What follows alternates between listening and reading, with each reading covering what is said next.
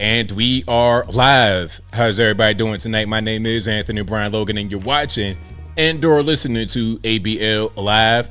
Thank y'all for joining me tonight. You could be almost anywhere in the world, but you're right here with me live on the show, and I appreciate y'all for that.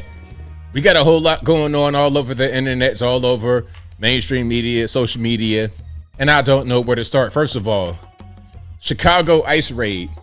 This is a funny one. Talking about black folks are being targeted. No, we're not. Unless you count them black looking Venezuelans who were here illegally, taking up abandoned properties as if they're their own. Hey, how you gonna squat on an abandoned property and get deported and that get characterized as targeting black people? Make it make sense. We'll talk about that a little bit more a little bit later. Also, Sean Diddy Combs, aka Puff Daddy, has been sentenced to 50 months in the penitentiary.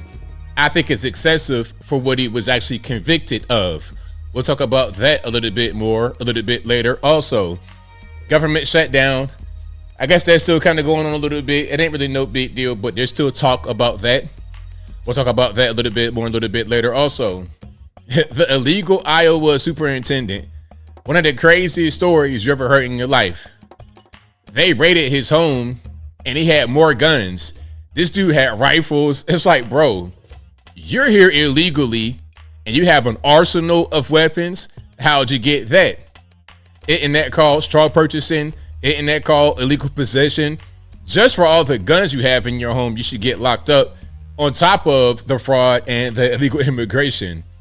We'll talk about all those things and a whole lot more on tonight's episode of ABL Live. And thank y'all again for being here. You guys are the best audience anywhere on these interwebs. If you like what you're hearing tonight, if you enjoy the content in general, please give the video a thumbs up. Like the video, share the video, do all that good stuff.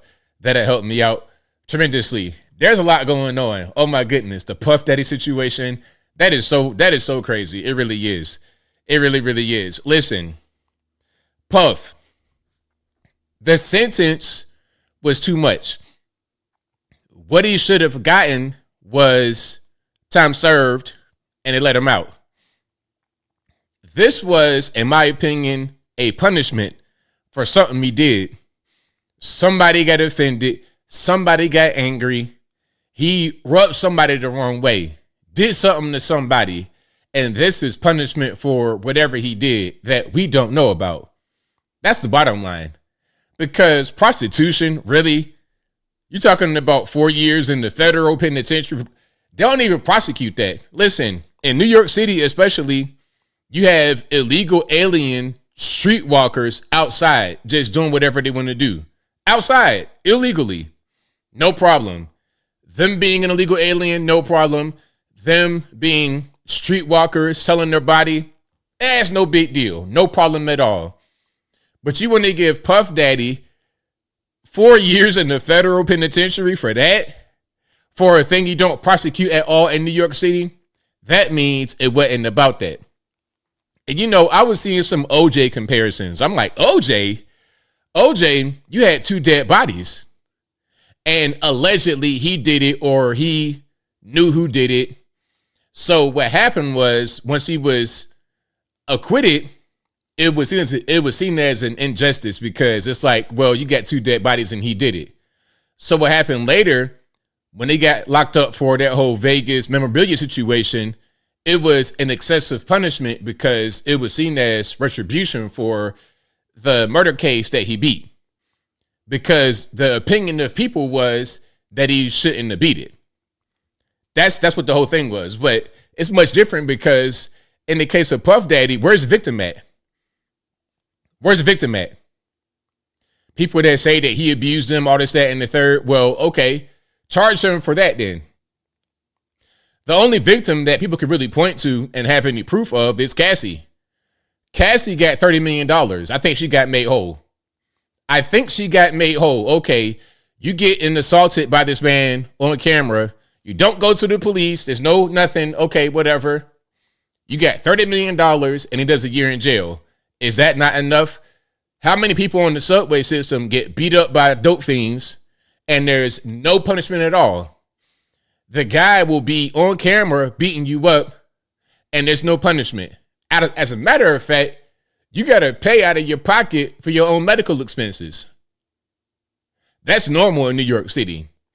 I got a video on my show today of a guy who had been arrested dozens of times.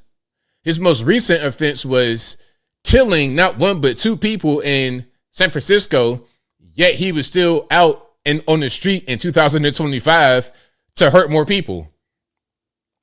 So 4 years for assault battery, and the assault battery was not even charged. That wasn't even part of the case.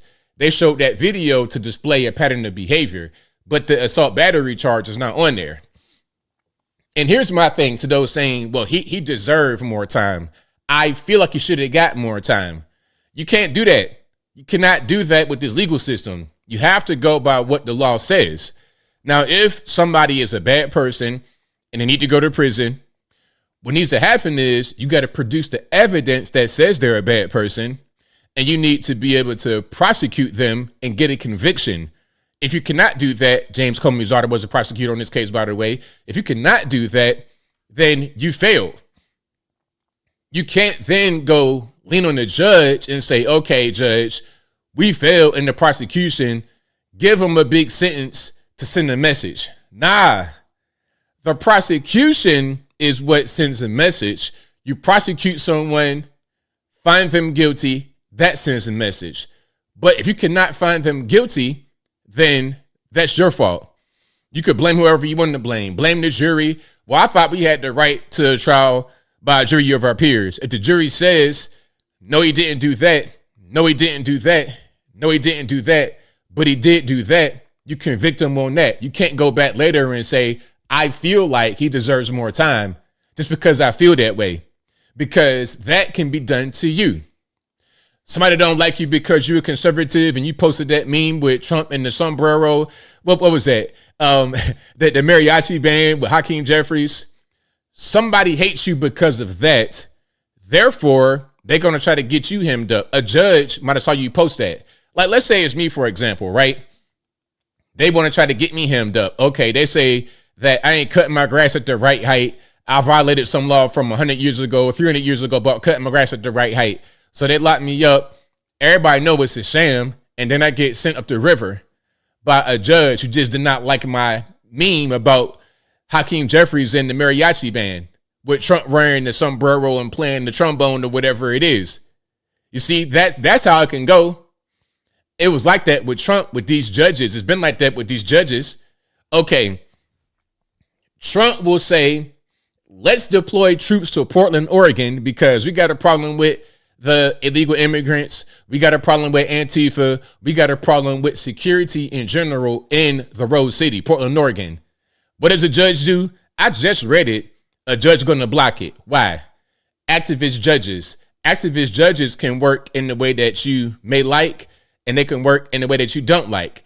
But either way it goes, it shouldn't be no judge activists. What they should be is judges, and they should be fair. It should be like this. You know this symbol. Okay? I'm gonna show you the scales. Okay, I know y'all know. You guys are very smart, but y'all know what it is. It's the universal symbol of justice. The scales, right? It's the scales. Make it balanced. That's what it's supposed to be. It shouldn't be one way, or it shouldn't favor one side or the other side. It should be even. And that's why the law is so important, because the law should be blind. It should be, for the most part, I would say. Okay, is he charged with assault and battery? No? Okay, then we cannot sentence him for assault and battery. What did he get charged with? The Mann Act, a Jim Crow law. A Jim Crow law. And you know the Mann Act was so funny. Listen, the Mann Act was enacted in 1910. What was it called at first? It was called the White Slavery Traffic Act.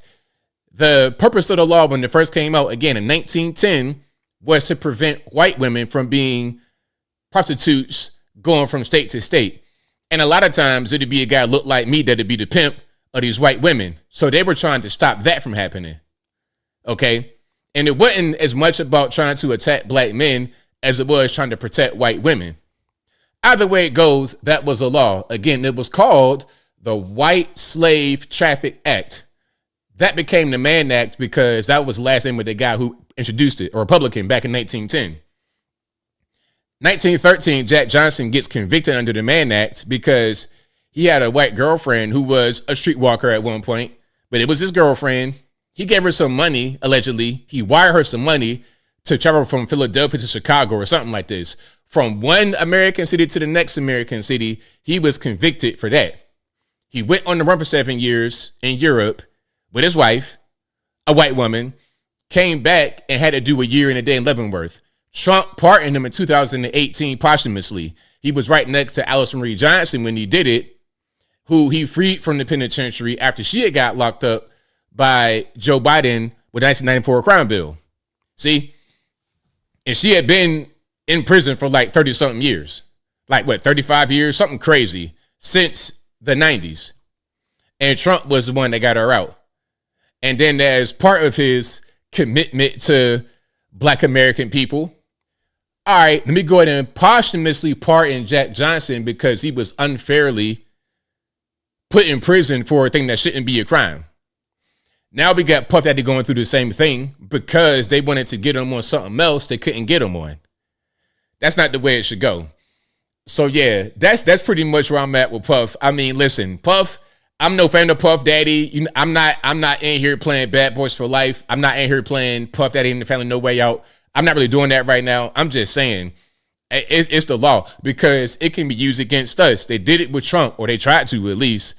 They tried. It didn't work. It didn't work. They tried everything in the world to get Trump out of the way. All kind of obscure laws, all kind of activist judges, all kind of just like the thing going on right now. I think they're able to beat that with the with the real estate situation. Talking about he overvalued his property, therefore we're going to fine him $500 million. Make that make sense. $500 million because I said my property was worth X and you don't agree? Who are you as a judge or anyone to say that my house is not worth what it is? Your house only realizes its value upon sale, or if you go to refi or something like that. Your house only has value when you take action to do something with your house. Sell it, refi, something like that. It has no true value when you just speaking about it. That's just called speculation. That's called a guess, an estimate, an assumption, an opinion. And we're all entitled to our opinion. We got freedom of speech. Or I thought we did. I thought freedom of speech would cover you saying your house is worth X, Y, and Z. Because it's a matter of opinion. Nobody's going to actually validate that until action is taken, refi or sale. But anyway, yeah, I don't like the legal system being used inappropriately. I think it should be used fairly. If there's evidence on Puff, and you get him locked up, then so be it. So be it. It is what it is. Oh well, I ain't gonna cry him a river. I be like, hey man, see you see you when you get back, whenever that is. But if you beat the case, you beat the case. Like, it's just like with Trump. Trump has beat so many of these cases that were laid at his feet. It would be unfair for a judge to just dismiss the case being defeated. Nah, we're not going to. Your lawyers did a great job. The jury agreed with you. Okay, but I, Mr. Judge, don't agree with that. So I'm going to give you 20 years in prison. That's not how that works at all. But shout out to you guys. I appreciate that. Taylor Langley says this: don't pro athletes and Saudi princes fly out Instagram girls all the time to hook up? What's the difference between that and what Diddy did? No difference. No difference at all. None. The only issue would be is if you had minors involved. Now, some brought up R. Kelly and they said, well, he got less time than R. Kelly. Well, R. Kelly was dealing with minors. That's a big difference between Cassie, a full-grown woman, Puff Daddy, a full-grown man, and then R. Kelly. R. Kelly, listen, R. Kelly was 27 years old, married to Aaliyah at age 15, and he met her when she was 12. That's a big difference, ain't it? That's why he got a long time in prison, because he was dealing with children. With Puff, it was all consenting adults. That is a huge difference. So yeah, at this point, I got to say free Puff. That's what I got to say now. I don't want to have to say that, but they forced me to say it. Because that, if we can just accept that, it can be used against any of us. They tried it with Trump. We saw it happen. They tried it with him. Didn't work. They tried it with Puff, and it did work. Now, who's the next person to become victim of the legal system? Weaponize it against you because they don't like what you say.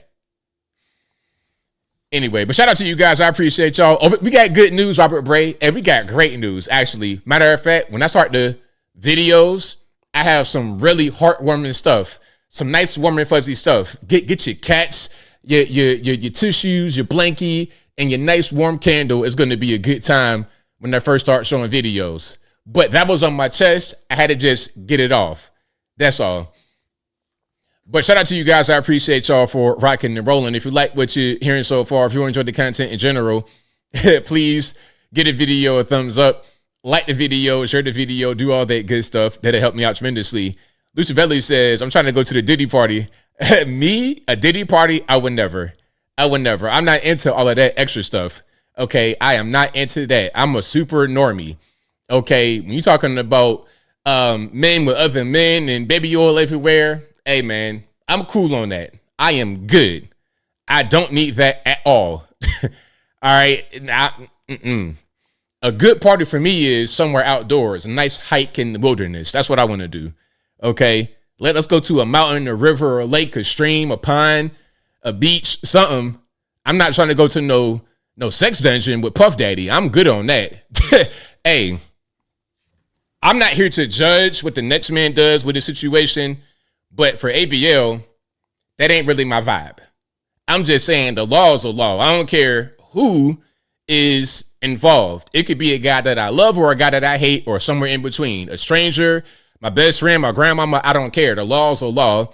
And again, if this is okay to happen, then it's okay to happen to you or to Trump or to anybody else. Because it's going to be, you can't say that it's right in this case and then wrong in the next case. You got to be consistent, and I try to always be 100% consistent.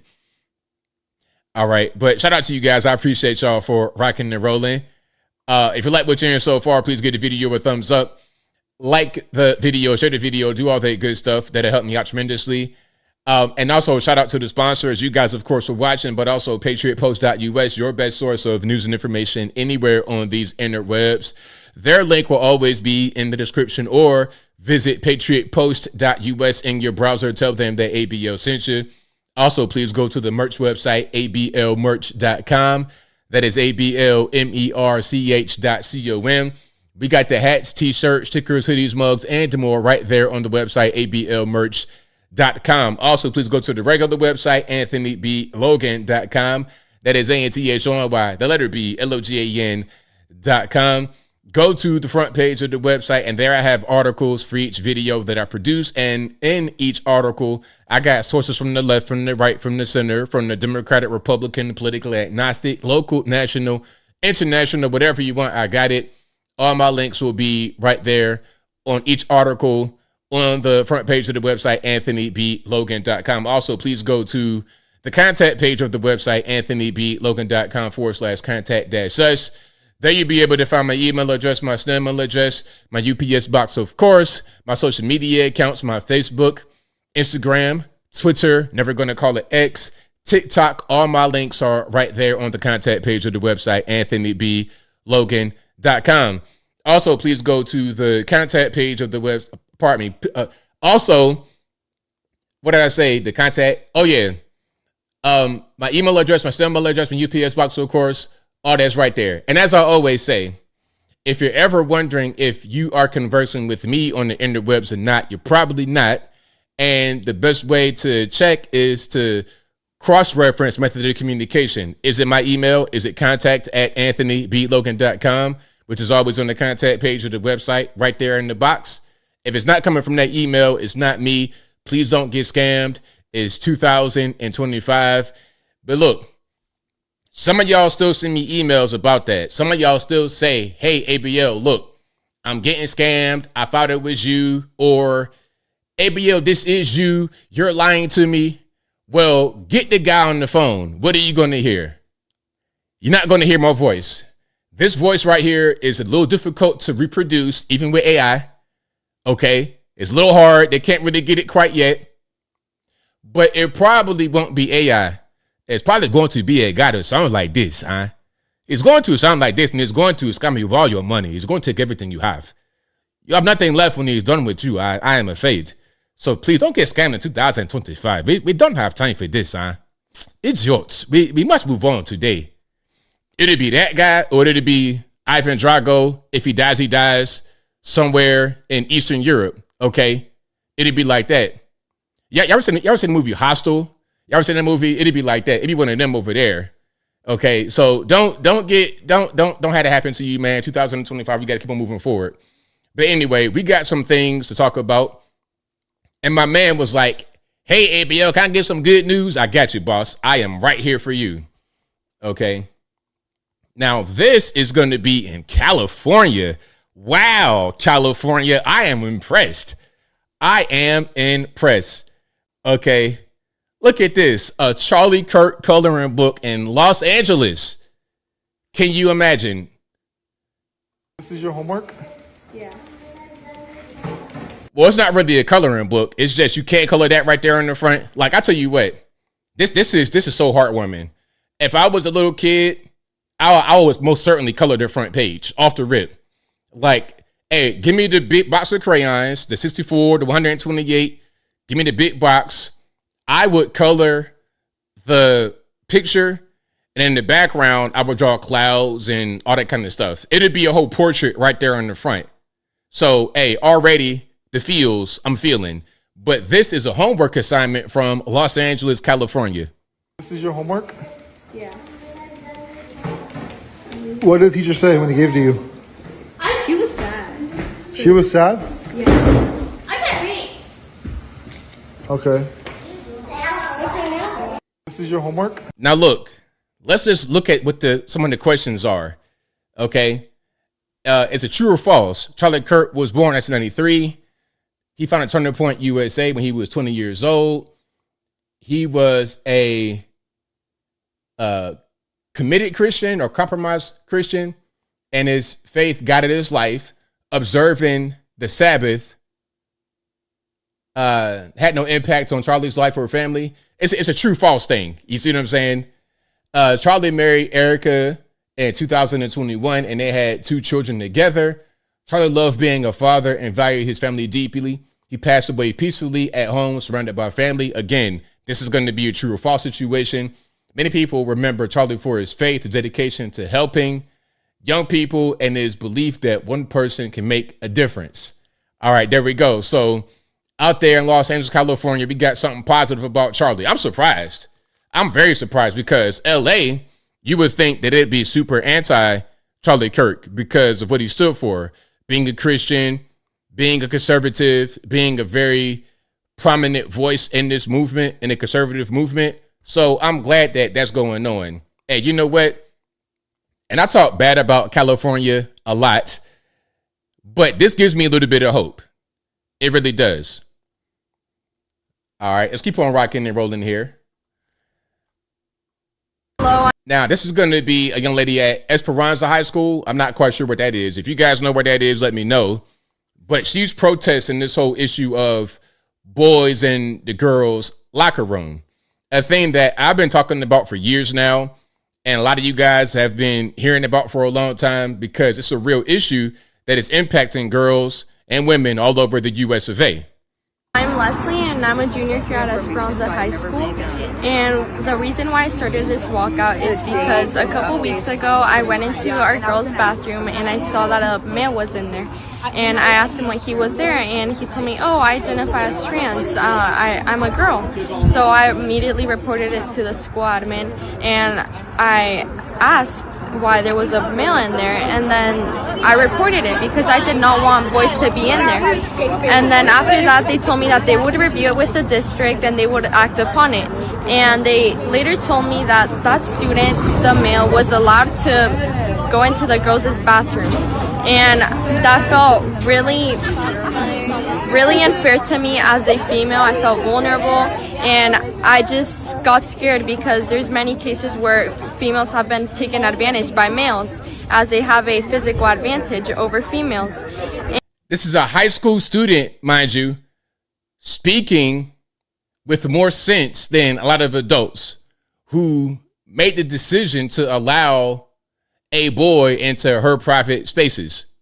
And because of that, I decided that I was not going to let what the district say keep allowing this injustice. So then I decided to start a walkout, and then I reached out to Sonia, Sophia, Leandra, and thankfully they all helped me here. And because of them, I was able to start this walkout. And I mean no harm to anyone. I do not advocate for violence. I just speak for the truth. And I hope that my voice can be heard as well as the voices of all the other girls in America, and that this can be the start to something great. Thank you. Hey, look, America is healing. America is healing. The youth, they starting to get it. It's like the pendulum is swinging. You got so many of these crazy leftists out here just acting the fool.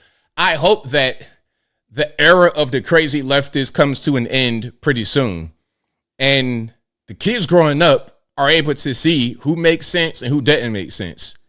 Okay, they're able to see us. Like, one thing that I would like to do more of is do a lot of these in-person podcasts.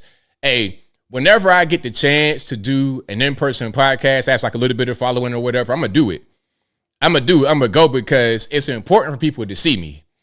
They got to see me and then see me next to a guy like a Destiny or one of these kind of twerpy individuals on the left. You have to see me next to them for it to make sense to somebody that's growing up.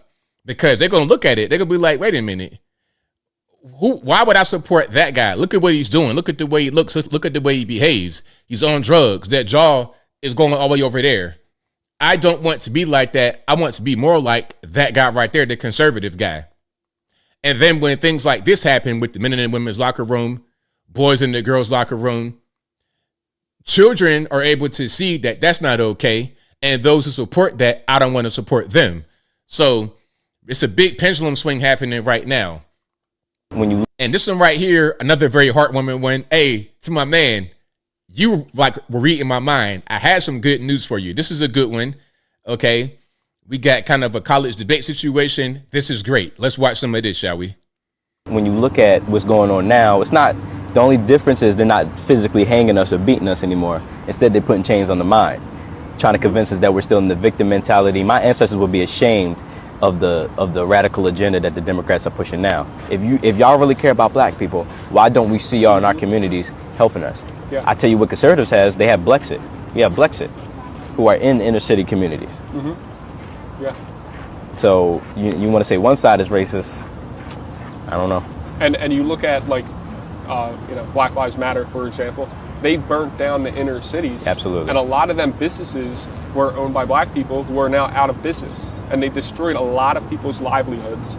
They didn't hurt the corporations and the big businesses too much because they have insurance, but the small businesses were the people that got hurt. Absolutely. And they destroyed, in a lot of cases, their own communities and, enriched themselves. Absolutely. Got glorified on the media, and, now they're not there helping anybody. I want to pause right there. A lot of what happened during George Floyd, especially during Black Lives Matter, it wasn't people destroying their own communities. It was people from other parts of the country destroying communities that they were not part of because they were trying to raise money for themselves. So people who live there are like, what's going on? You have an invasive force that basically burned my village down, and they say it did it for my own good. Huh? What? You burn my house down, burn my job down. Now I'm in the worst situation, but it was for my own good? No, it was for the good of those who did it and those who paid them to do it because they were able to raise more money from that. Absolutely. And our people are just so blind to it, and it's just sad. And I think America, we have come so far. Have we done some not so great things? Absolutely. Yeah. Every country has. But this is the greatest country in the world. Yeah. And And I'm not saying that just because I live here. You just look every other country in the world. No one has what we have. I love it. I love it. Hey, shout out to him, young dude, waking up. I like it a lot. And the thing about this is you're going to see this a lot more. People are able to see, especially now, everybody has their phone in their hand. They're able to research things for themselves. They're not so relying upon, they're not watching mainstream media too much at all. They're not watching TV. They get information from different sources. So they're able to be aware of what's really happening at a younger age. And the more this happens, the less they'll be brainwashed as the years progress. Because a lot of the older generation, they're done. They're toast. They got brainwashed early, and you can't teach an old dog new tricks. But these young kids, man, talking about kids in middle school, elementary school, are already reading up on conservative values, and they have that foundation in their character that carries throughout. So I am so proud of these young guys and girls learning the right information early. Shout out to them. Shout out to them. Young BL, oh, nah, he's better than me. Like, that kid right there, better than me at his age. At that age, I ain't know nothing, really. I knew something, but I wasn't polished like that. I had the right idea, but I didn't have the right information. It's a difference. The right idea is just, you want the best for people. You want to go do things the right way, do the right thing. But the information is lacking, so you don't know how to go about it. You don't know what to actually do. But then once you gain the information, now you start to understand how to, put two and two together and make things happen. But he has that already at like 18, or however old he is, young dude. So he's way better than me, and that's the whole point. You want the next generation to be better than you. You want everybody to really progress. Progression, in my point of view, is having your kids do better than you and their kids do better than them, and then so on and so on and so on and so on. You don't want to just stay stagnant, and you don't want to regress. You always want to keep going forward, always. So sometimes people get mad at their parents for what they didn't do or for it's like, listen, your parents did all they could do. Your job now is to do better. So if you're upset, got any kind of negative feelings about what your parents did or didn't do, okay, well, take it as a little motivation for you to do better than them, for you to outperform them. That's what I would say. Okay, now, so some of our youth are not as fortunate to really understand what's going on in the country or the world. And here is an example, okay? So if you guys could change the Constitution in one way, how would you change it? Her first gov major. Georgetown University. I was literally going to say legalize abortion. Maybe abortion laws, Rights to abortion, like transgender rights to have surgery, without necessarily parental consent. Yes, you have freedom of speech, but that doesn't mean you have right to sit there and scream at someone because they choose to change their gender or they love the same sex, things like that. So should we add trans rights to the Constitution? Absolutely. Definitely adding in policies that make healthcare more accessible for immigrants as well as people in low income communities. I just think we need to get the old white fucks out of power, but that's not really a constitution issue. So if you guys could... All right, there we go. So she wants to get the old white, what's out of power. So who's going to take control of the country? Is it going to be her? Hey, is it going to be her and her ilk to take control of the country? If these young ladies were able just to take over tomorrow, what do you think this country would become? It'd be a complete mess overnight. First of all, the feral cat population would explode. I'm talking about they'd be everywhere. Okay, they'd be everywhere. You're going to have damage to critical infrastructure, invasions, all kind of stuff just not running right. They're not going to be able to run it. They don't know much of anything right now. Now, hopefully, maybe they can see this video or just get educated and learn. But as of right now, they don't know anything. So those who should be in charge, they might not agree with, because those who have the information, those who are in charge, those who are doing the right thing by the country mentally are going to be at a different level. And it's going to be a lack of ability to communicate between the two. The guy at the top who's doing right can talk to those who are not at the top, but the ones that are at the top cannot talk to those at the top. They're not going to be able to understand it the way they should. They're not going to be able to receive it, even if information is easily fed to them and they're able to understand it. You understand? That's like, I can give you the best meal in the world, but if you don't want to eat it, what can I do? That's on you. So yeah, shout out to them. Now, this is a funny one because when you challenge some of these leftists to back up their opinions, to back up their beliefs, they don't really have much for you. Let's watch. Take that camera out, it's the only thing you got. Can we continue to have a civil conversation without you being an outside agitator? Don't have civil conversation with fascists. I'm sorry. Look at what you're doing. Look at your support. You really can't handle yourself in public? I can handle it with non-fascists, bro. I can handle with people that support basic human rights and democracy. We're not fascists. Try to handle yourself a little bit. Look at what you got on your head right now. That dumbass hat. Take that shit off. Nah, it's a great hat. The hat makes him a fascist. I got class. I wish I could say no. You support fascists. It's all right. We support fascists. We'll be here all day. Can you define fascism? I'll be back. Define fascism. You can't. Majority of my family died because of fascists and Nazis. You support it. I got class. I don't got time for this bullshit. He doesn't know how to define fascism. What is fascism? What is fascism? You're good. You have to go. He doesn't know. He doesn't know it. Fascism is when Christian and government. A lot of intelligent people can talk to you. I'll tell you why. So look, all of that, and you couldn't answer the question. The question was pretty simple. What is fascism? What is a fascist? Because that word gets used quite a bit. It's like the word narcissist. All right, okay, cool. Your ex-boyfriend from 15 years ago was a narcissist. What is that really? What does it really mean? I don't want to talk anymore. I'm leaving. Oh, okay, same thing with the word fascist. What does it really mean? Oh, no, I got to go to class. Yeah, exactly. You're just using a word that you have seen on social media that's been pumped into your head.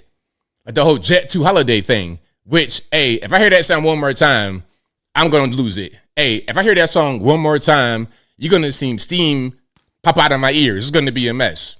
But you're just being hit over the head with that term over and over and over again. And you link that term to guys with MAGA hats, to guys you don't like, to guys with different points of view. But when you actually get asked to define it, you're not really going to be able to say anything because all that you've been doing is using the word to associate with those you don't like rather than understanding what you're actually saying. So you're in college. Hopefully you go to class and learn something. Hopefully you got some good educators because you don't know much right now. So shout out to him. Hey, you're in higher education, but hopefully you actually use the higher education to learn something. That'd be great. That would be fantastic. Yeah, show him a mirror, exactly. And that's the funny part. A lot of people that say that we're the fascists are actually the fascists themselves. Like they are the exact thing that they say we are. So whenever I hear that term, whenever I hear somebody try to say fascist, I already know that it's them who are the fascists. You know, that's just what that is. Now look, this I believe is in Paris, and I feel like I've seen this movie before. It was the same situation out here in Virginia many years ago during, what was that, Freddie Gray or BLM, one of those, many years ago, where they were trying to dismantle a Confederate statue. I remember that? They were trying to dismantle a Confederate statue, and they were successful, but a piece of the statue fell on the dude's head and gave him like brain damage, skull fracture. He pretty much got squished by the falling statue. Now, in this case, he won't get squished, but something does happen.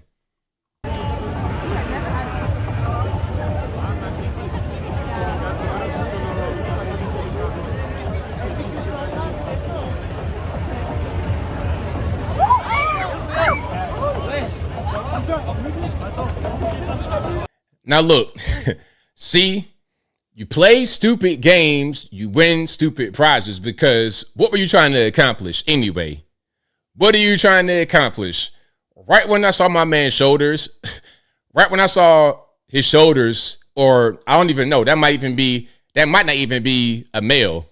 I don't know anymore. 2025, they could be male, female, a billy goat, who knows? But anyway, he did not look very sturdy on top of them shoulders. It was kind of shaky. So it was only a matter of time before he hit the deck. Now, I hope for his sake that he's okay and he didn't bash his head on that really hard foundation right there. But look, if you win, if you play stupid games, you win stupid prizes. And here's an example.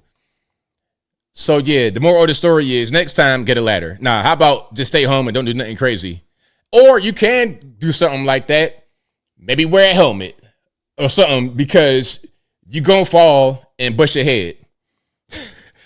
All right, now. Not arrest someone? We got more knowledge back to the States. We got more information, people that don't know anything, okay? And you got a similar look, a similar voice, okay? Not arrest someone for just being illegal, for having no papers. It's when not you an arrestable cross the offense. border It's illegally, not it an is a arrestable offense. yes, If it you is. get It's a crossing, federal yes, offense. no, it's not. Look it up. Google it. I would love to see it. Not arrest. Yes, it is a federal offense to enter the country illegally, okay?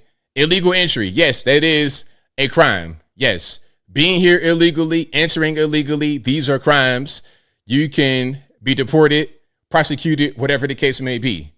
That's how that works. You can't just come into the country and do whatever you want to do. You know, the crazy part, when you ask these people to think a little bit, just a little bit beneath the surface, they crumble. They'll say something like, it's not illegal to be here illegally. Okay, well, what if I go into your house without your permission or knowledge? Exactly. Now all of a sudden, it's an issue. Now all of a sudden, it's an issue. But when I'm talking about coming into the country illegally, that's not a problem. Go beyond just the surface a little bit, just one step below the surface. Don't go too deep. Don't go to the core of the earth on them. Just go a little bit under the surface and the whole thing will crumble. The whole thing will crumble, man. It's like your information is not built on a very good foundation. It's not a very good foundation because all I did was just huff and puff and blew your whole house down. That's what happened. Okay. What do you think? Now, we got our good friends of the channel, Nick Shirley out there in Portland, exposing some of what's happening with these people, the Antifa, the people that are still like the Black Lives Matter, that crowd that kind of goes all over the country. A lot of them really transfixed on Portland, unfortunately, for those who are just regular normies in Portland. But let's watch some of this. What do you think about these protesters? I've been documenting this for 3.5 months every day, calling them domestic terrorists. And Trump finally labeled them as domestic violent terrorist organization, like I've been, and I have the record of it. Get the back. Your name is Billy, right? Yeah, my name is Lavelle Howard. You want the real name? Okay, thank you. Yeah, how much medication are you on? Yeah, look at what's wrong with you? You guys are mentally ill. Would you say these people are mentally ill? Yeah, they're mentally ill. They're on drugs. Look at their pupils. They're all out here drinking at night. They're all getting drunk. They're all on drugs. That's why they're going to get hit with conspiracy charges, RICO charges, domestic terrorist charges, and the leader is Chandler Patel. He lives in a building right over here. He's the leader. I've interviewed him 10 times. The funny joke is everybody poops at Chandler's. Everybody does poop at Chandler's. That's what they do because he lets all the Antifa members go to his house and they have parties. They get drunk. This is what they do. They pay them to come out. They pay homeless people to get drunk out here. So it's an organization. It really is an organization where there's plans being made. People are getting paid. People have places to go and shower and bathe. So it's an organization. People have said Antifa is not an organization. Do you believe it's an organization? 100%. And are these people dangerous?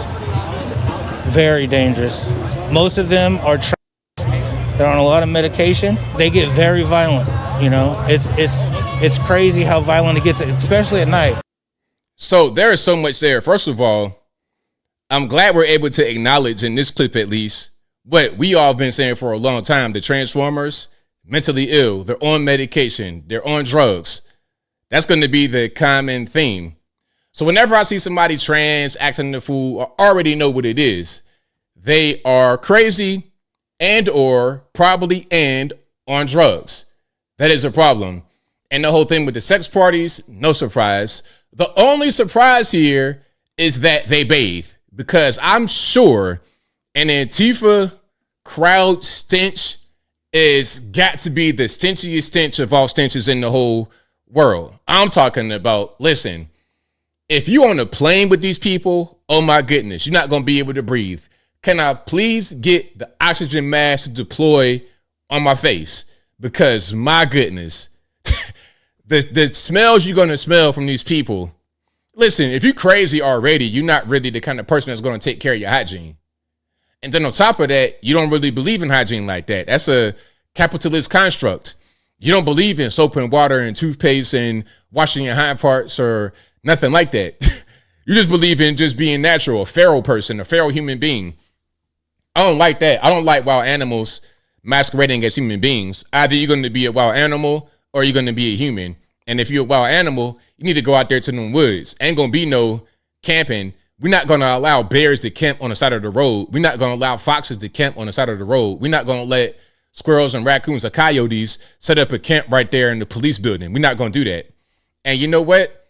I got to prove that what I'm saying is correct. I'm going to take y'all into an Antifa dungeon. You ready? You ready for the Antifa dungeon? Now, I don't think it's going to be too much crazy. It's going to be what you would think, but it won't be anything that's too graphic that I can't show on television, I think. All right, let's go ahead and just get into it. Okay, and I'm not sure where this is, like, geographically, but you can see infiltrating Antifa HQ. You can already see some of the fine gentlemen. I think those are all men right there, although they may not look like it. You see the fine gentleman out front, so you already know what's going to happen on the inside. Get that fucking light out of our fucking face now. There you go. There go that male aggression on drugs right on cue. Fuck off.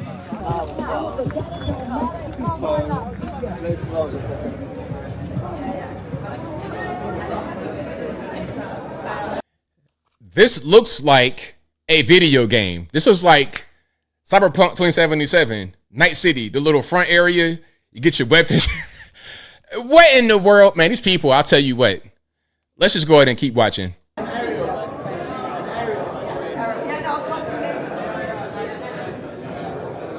Wow. Never seen Cosplay House like this before.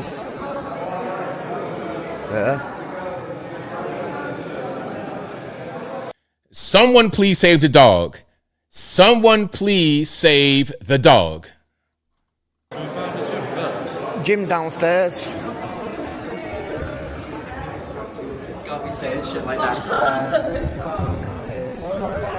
Hold on. It says kill Tory scum. Oh, this is in UK.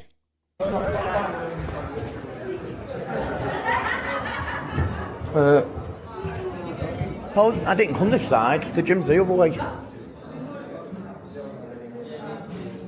Okay, look at this right here. It says disabled toilet. Hey, I wonder what kind of horrors lie behind that bathroom door. I'm thinking something like the Saw movies. I'm thinking you have industrial strength chains and crazy power tools and a completely disgusting and crazy scene in there.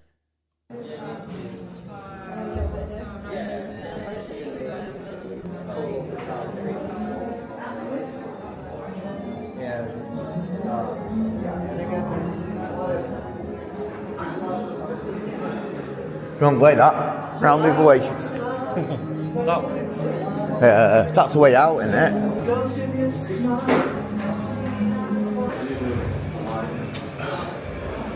Cheers.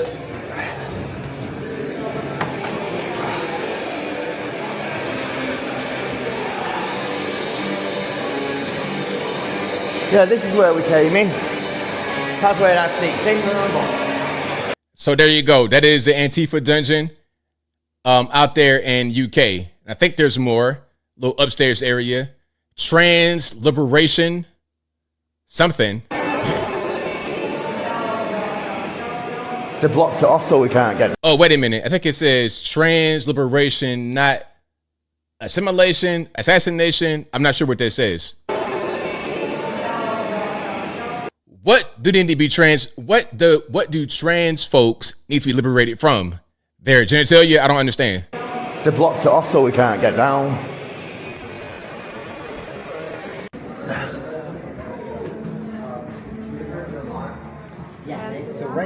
I don't know, keep going. Have a look around. All prisoners are political. So you get the idea of what's happening in an Antifa dungeon. Again, this is over there in UK. Now, would you guys like to be part of that group? Does that look enticing to you? Is that right up your alley? I can't do nothing with it. That's not really my cup of tea. Now, back to Portland, and you're going to see a lot of similarities between what they were doing in UK and what they got going on in Portland. Look at right here. We got shoot ice pigs, all kind of little drawings, F a pig, Angela Davis, prisons obsolete, same thing. The same playbook from over there is being used over here. I wonder how that happened. I wonder who's responsible for that. I wonder who's funding all of that over there and over here. Because in the first clip from the guy talking about Portland, he was saying that they're being paid to go out there and do what they're doing. Who's funding it? Where is the cash coming from? Anti-ICE protesters in Portland, Oregon, rolling out a guillotine, clashing with police and turning the streets into a battlefield outside a migrant detention facility there. It's the latest flashpoint in protests that has stretched nearly 3 months now. President Trump is sending troops to Portland, Oregon to clamp down on protests directed at ICE facilities. That ICE facility in Portland, just outside the city, has been laid siege to night after night after night. We're not going to put up with it. This administration is not playing games. Take a look at Portland sometime. These are wild, these are crazy people. These are paid terrorists, okay? But what we're seeing, whether it be Portland or Chicago, Los Angeles or otherwise, is increasingly organized and professionalized. People are being bussed in, and President Trump has been very clear we need to follow the money, see who is funding this violence and this chaos in our streets. There we go. That comes straight from the White House. So shout out to President Trump. Shout out to everybody who understands what's happening and they want to do something about it. A lot of the lawmakers in these respective areas feel like it's not really an issue and they don't want to do nothing about it. And you know what? To tie up Portland right quick, this is really interesting because either you're going to be one of these crazy Antifa, dope fiend, crack smokers, meth smokers, heroin users, whatever they want to call themselves, alcoholics, basically a violent bum. That's Antifa. Okay. Either you're going to be that or you're going to be this. Hold on. This is like, this is your violent crack smoker and Antifa's mom and dad. I just might have to eat you up. You are so beautiful. You are so beautiful, beautiful. You are so beautiful. You are so beautiful, beautiful. You are so beautiful. You are so beautiful, beautiful.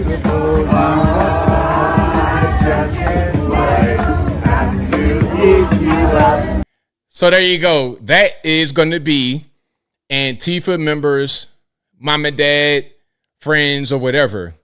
Now, how do you go from being a flower child out there with daisies in Portland at a farmer's market? Look, you out there with a basket of daisies buying peaches and dream catchers in Portland, Oregon, but your son is in this room becoming a complete monster. A complete monster. Your son is going to be out there hurling bombs of whatever at ICE officials. So we need less of the daisy maneuvering and more parenting of your ridiculous, crazy children. All righty. So yeah, shout out to them. The flower power ain't going nowhere, I suppose. They went to Portland and then their kids went out to become domestic terrorists. All right, but we got some more here. Now, this is crazy because, look, in Portland, somebody was, getting into a little scuffle, a little, fisticuffs. How you did back in the day? little fisticuffs. And guess who got arrested? But let's watch some of the fisticuffs happening.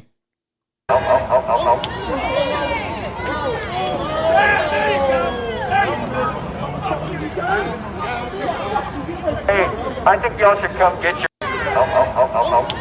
Okay, so little fisticuffs, no harm, no foul. Just little quick little 2-piece, no drink, no biscuit. 2-piece, no drink, no biscuit. He didn't pummel him on the ground. That was it. It was mutual combat because there's a longer video in which they were both like swinging at each other. The one guy was trying to kick him, I think, and then he was going for, one guy was trying to do some kind of MMA, like straight, he's trying to beat John Jones. Other guy being Mike Tyson. Bop bop, and then it's night night. Bop bop, night night. But guess who got arrested? All right, let's go here. And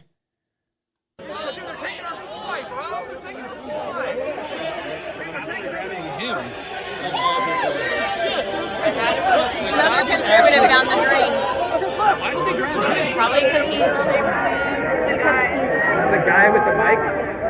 why did they grab him? Now, you guys probably can't see it, but he had on a Charlie Kirk Freedom t-shirt. See there? So, is it any surprise that he got arrested? But this is Portland police. This ain't the guard. Why did he get arrested? The whole video showed them engaging in mutual combat. I feel like it's no harm, no foul. If you start a fight and you get hit a couple times, 2-piece, no drink, no biscuit, no side dish, okay? No utensils, no napkins, no nothing. No paper bag, just straight up a sandwich and a fry. You get that, okay, it's over with. No harm, no foul. But of course, that's not the way it works. And a matter of fact, let me show you the whole video. I found the whole one. See?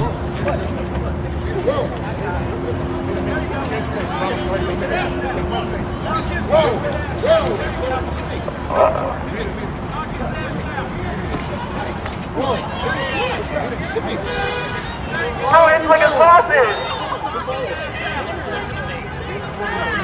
You can tell these are not the best fighters in the world. We're not dealing with, trained. This ain't no Showtime. This ain't Gervonta Davis versus somebody. This is just two normies. Boom. There you go.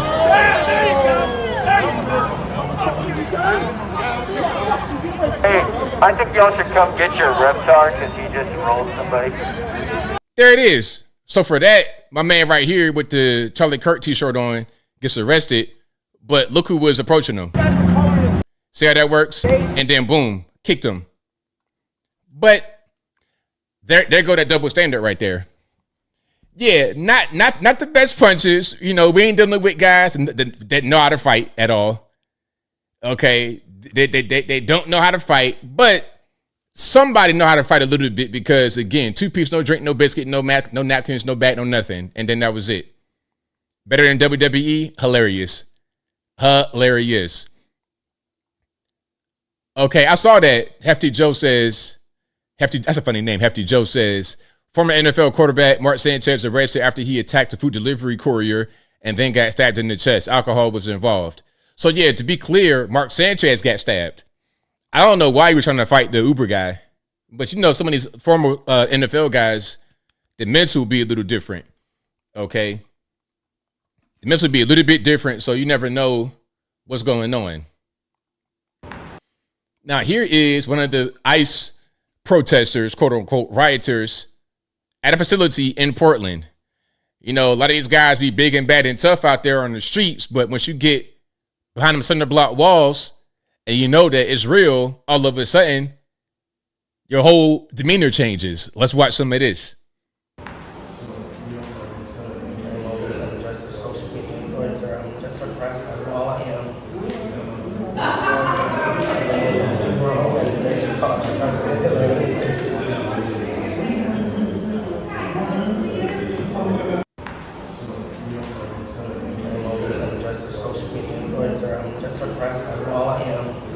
I didn't hear what this person said, and the gender, who knows? At this point, I feel like, at a certain point, some of these genders are kind of blending together, at least on the outside. Now, once we get down to the nitty gritty, up under what's happening, we can determine what's what. But just by appearances, who knows? But you just oppress By who? Yourself? By your mind? By your drug addiction? Where's the oppression at? In the USA, you are so free to do what you want, but there are people who want to deny you your freedom who don't have the authority to do so. Like the individual right there. Okay. Now, speaking about ICE and illegal aliens and whatnot, government shutdown happened largely because the Democrats wanted to give health care to illegal aliens. Here's a CNN piece featuring Ashley Allison. And I think Ashley just bought The Root. You guys know what that is? It's a popular, quote unquote, black website. It says right, she's a publisher right there, but I read that she acquired it. I don't really know. Let's hear what Ashley got to say about the whole situation with the illegal aliens and the healthcare. The fault of it is not illegal immigrants. When people go to hospitals and have to wait hours in the emergency room, you know why? Because when you pass a bill that closes rural hospitals, you have to drive, and it consolidates the amount of patients. When doctors have to work extremely long hours, you know, my mom just had a heart procedure. The doctor had to do 50 heart catheterizations in one day. Do you think that's not because, let me tell you, not one person he did a heart catheterization on that day was an illegal immigrant. I have no Abby's idea. Question, but the question I'm not finished. Thank you. Abby's question was, is this a way that Republicans are just using illegal immigrants to deflect the conversation? And the answer is yes. No, it is it's not. Yes, because refuse to look at the facts. Illegal immigrants are not the reason why our healthcare system is broken. Yeah, it's not deflection at all. In fact, I brought receipts. So here's the CMS, the Center for Medicaid and Medicare Services, right here with their press release earlier this year saying they were having to increase their oversight on states like California who were abusing Medicaid and classifying it as an EUSA, an emergency system, when it wasn't. You've got the average state spends 5% of its Medicaid roughly on emergency services. California, 35 to 40%. Why would that be? Because California passed a state law that says we will fund Medicaid for illegals, and then, oh, by the way, we'll raise our provider taxes, and then, oh, by the way, we'll use that as a match to draw down federal funds. And they're using this whole cavitation process. An accounting trick to put it on the taxpayer. Exactly. That's what's going on. So when talking about illegal aliens getting health care, it's a real thing that happens. I mean, the math has already been done. We already said it. What was that? Last year? Might have been 23 and 24.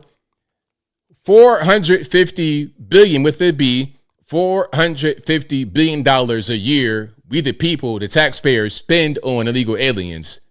Now that we got Trump in there, and be getting these deportations on and cracking, that will reduce dramatically. And I hope down to zero. That's what I hope. Okay, so yeah, shout out to the people that have sense at CNN for being able to expose that. Now, this was great. This was, I want to get her name, actually. Okay, I want to get her name because a Democrat went on TV.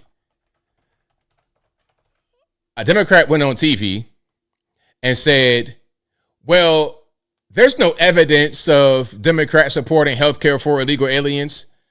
Okay, Senate Democrat, what's her name? This is going to be Jeanne Shaheen or Jeanne Shaheen. Jeanne. Is that Jeanne Shaheen? Democrat from New Hampshire. All right, let's watch some of this. This is going to be with Fox News anchor Lawrence Jones. Illegal immigrants should not be getting access to the Affordable Care Act marketplace. 100%, Senator. But what I'm saying is that members of your party are making this an issue. Well, I can't speak for members of my party, and I don't think you're right. I think you're making it an issue.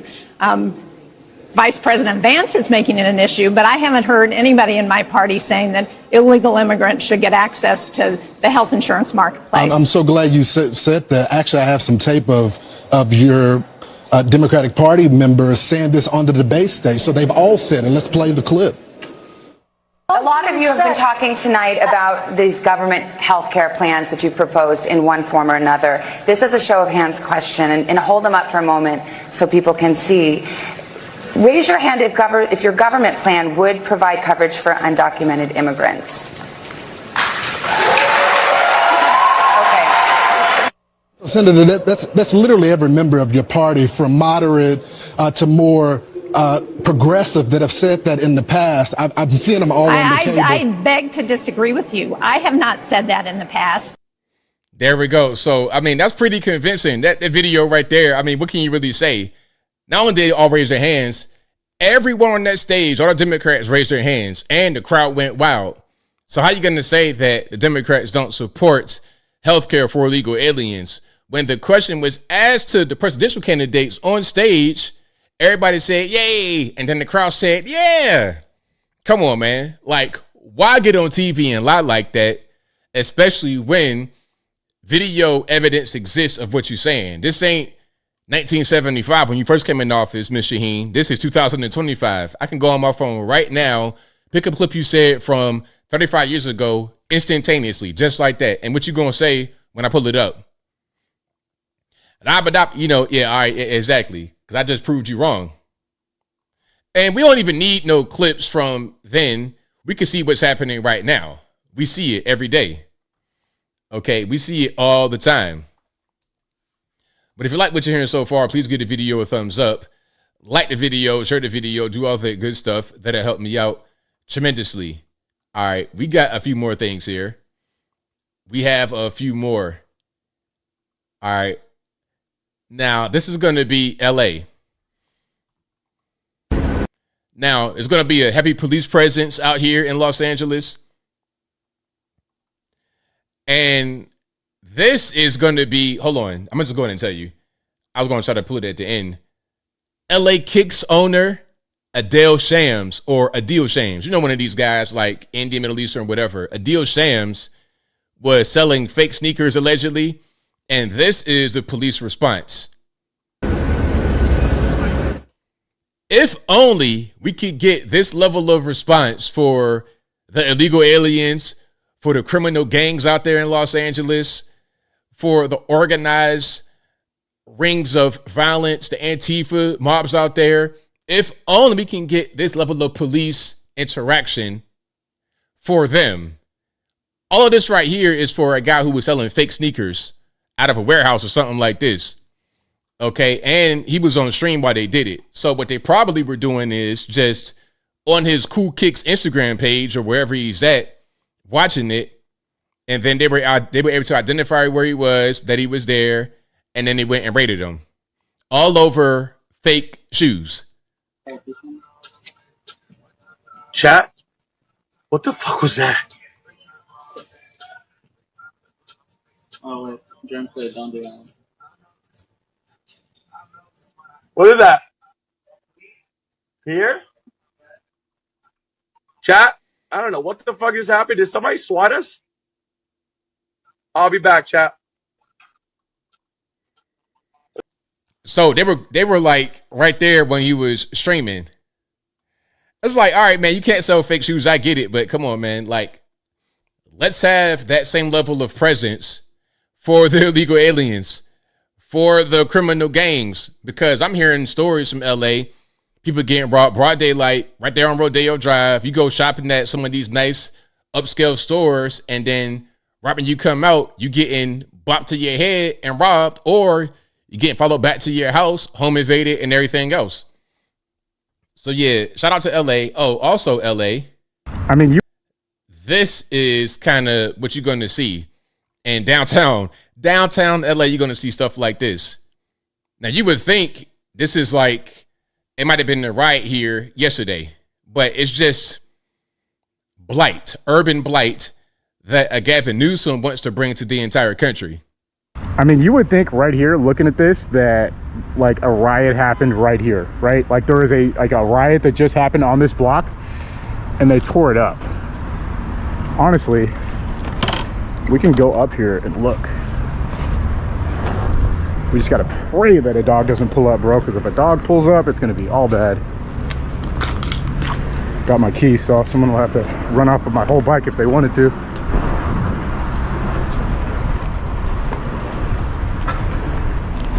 Look at this, bro. Just broken glass everywhere.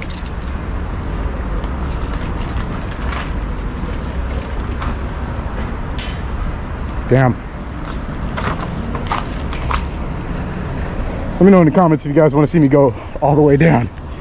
Maybe I'll come back here with somebody. This is, I mean, folks, y'all know I love exploring, but even I got my limits when I'm by myself.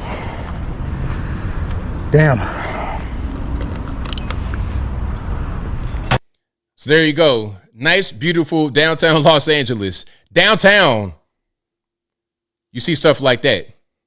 And this is what Gavin wants to bring to the entire country, this level of failure, urban blight. And my question is, how long has it been like that? Probably for years. And there's no one interested in cleaning it up. The city don't really care, just kind of let stuff go on. And see, this is what I'm talking about.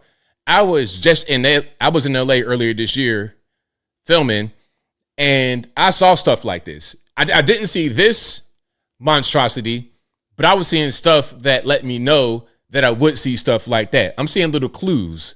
When you're seeing a bunch of trash just in the gutter with water and whatnot actively in it, like a third world type country in Los Angeles, California, you already know that you're going to see stuff like that too, because it kind of goes together.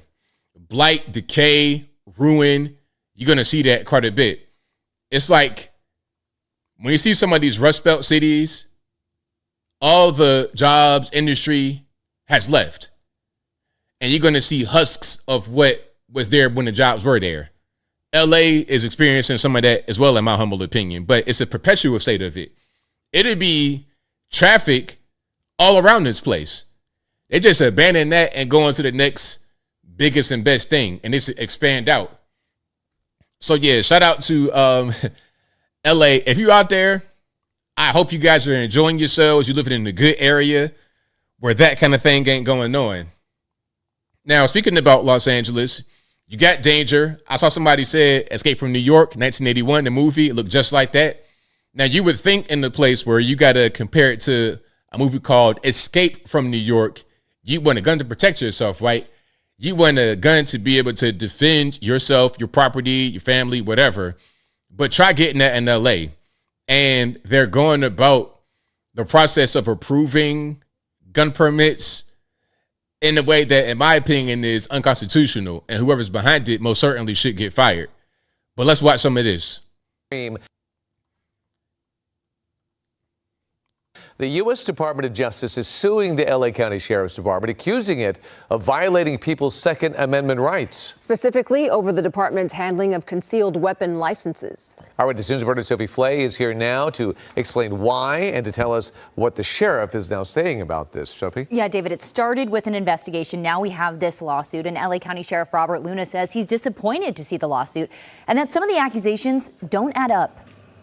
The Department of Justice is accusing the Los Angeles County Sheriff's Department of moving too slow to process gun licenses for people who want to carry concealed weapons, according to a new lawsuit. The DOJ says it violates the Second Amendment. People have a constitutional right today in Los Angeles to be able to go in, get their weapon, carry it, and enjoy those rights, and they're being denied that. According to the complaint, the Sheriff's Department only approved 2 applicants out of 8,000 over the span of 2 months. I think there's open hostility in Los Angeles and its leadership to gun possession and gun use. I think that's very clear, and that's exactly what we're seeing. The lawsuit comes after the DOJ launched an investigation into the delay in March.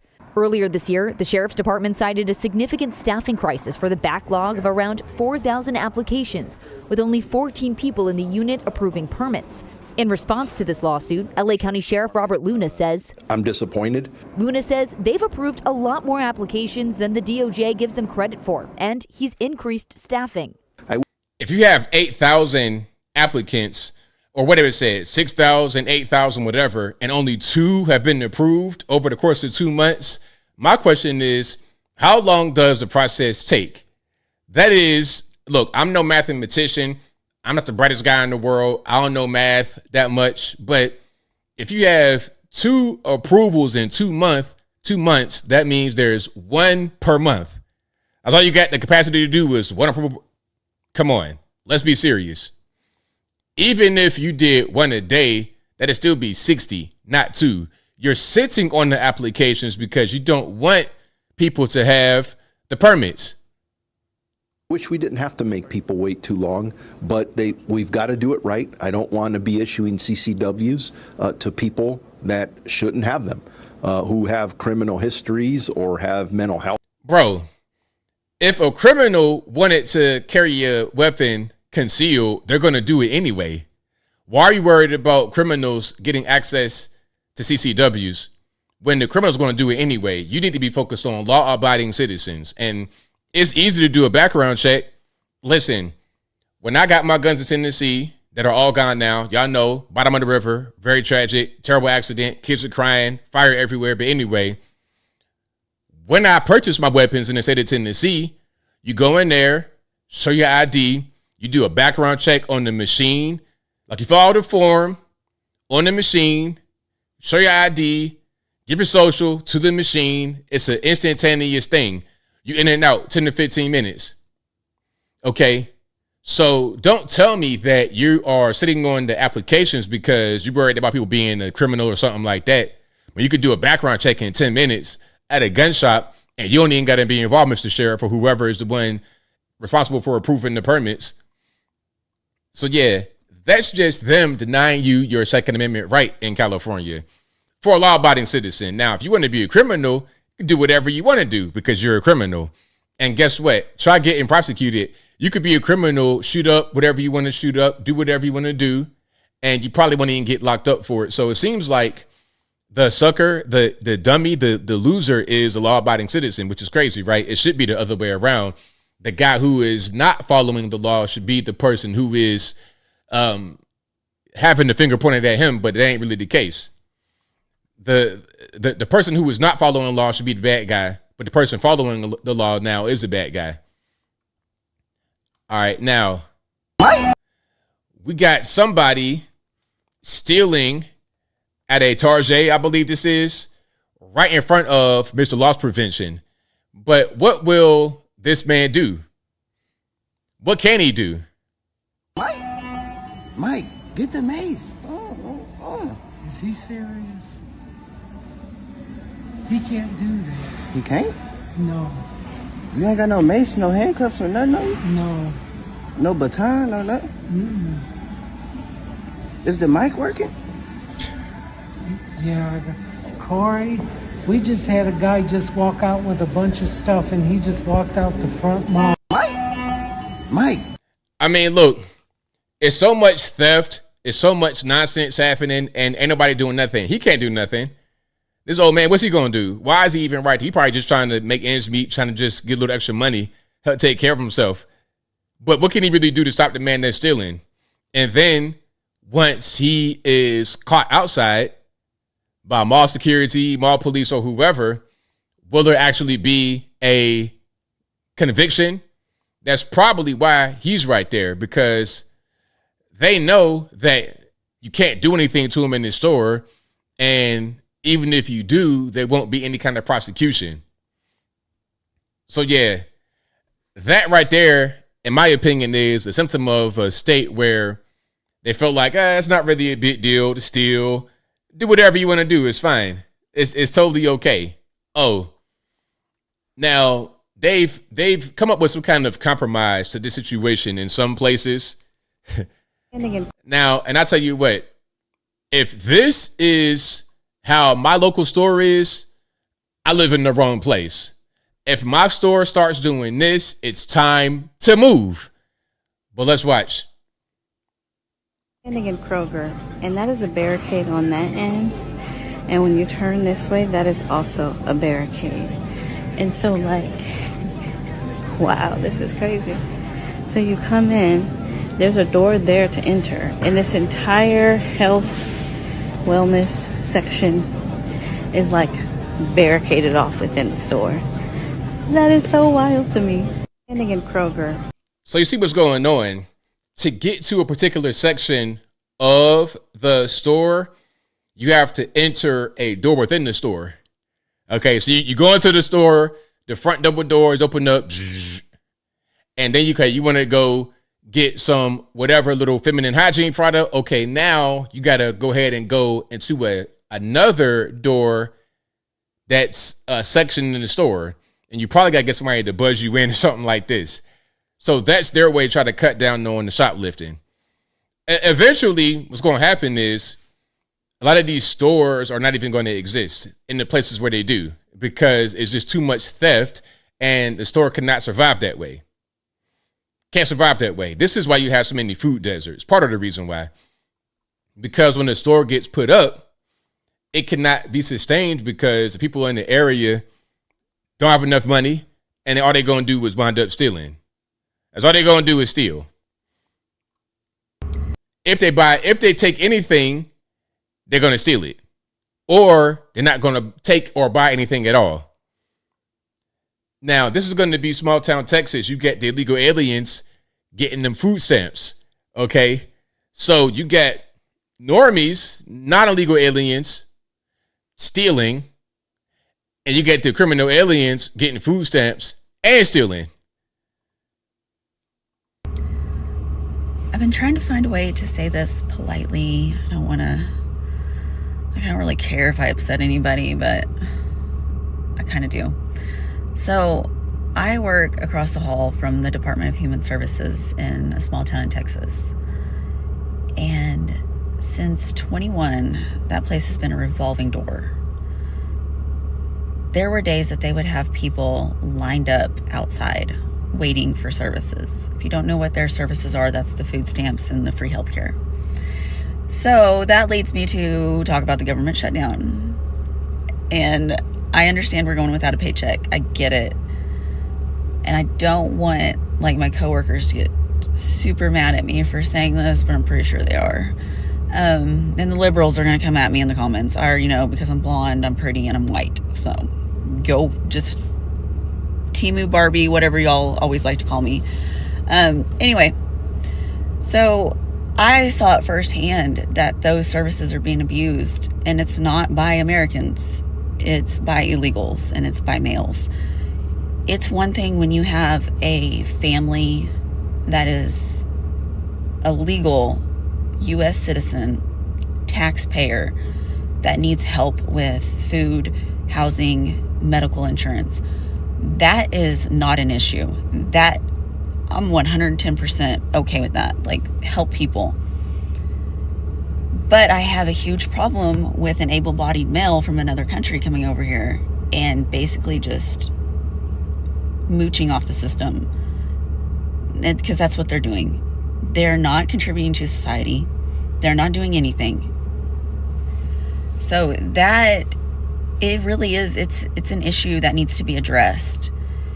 And if I thought that the migrants were here to work and they do jobs that Americans don't want to do, and they're more American than us because they really want to work and they really want to contribute to society. That's what I was told. I was sold on that. But obviously, that ain't really the case. Some of them are going to work under the table for slave wages. Okay.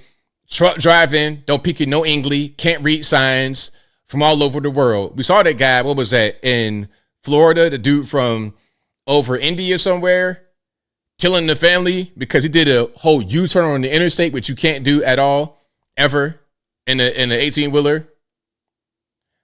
We saw that happen.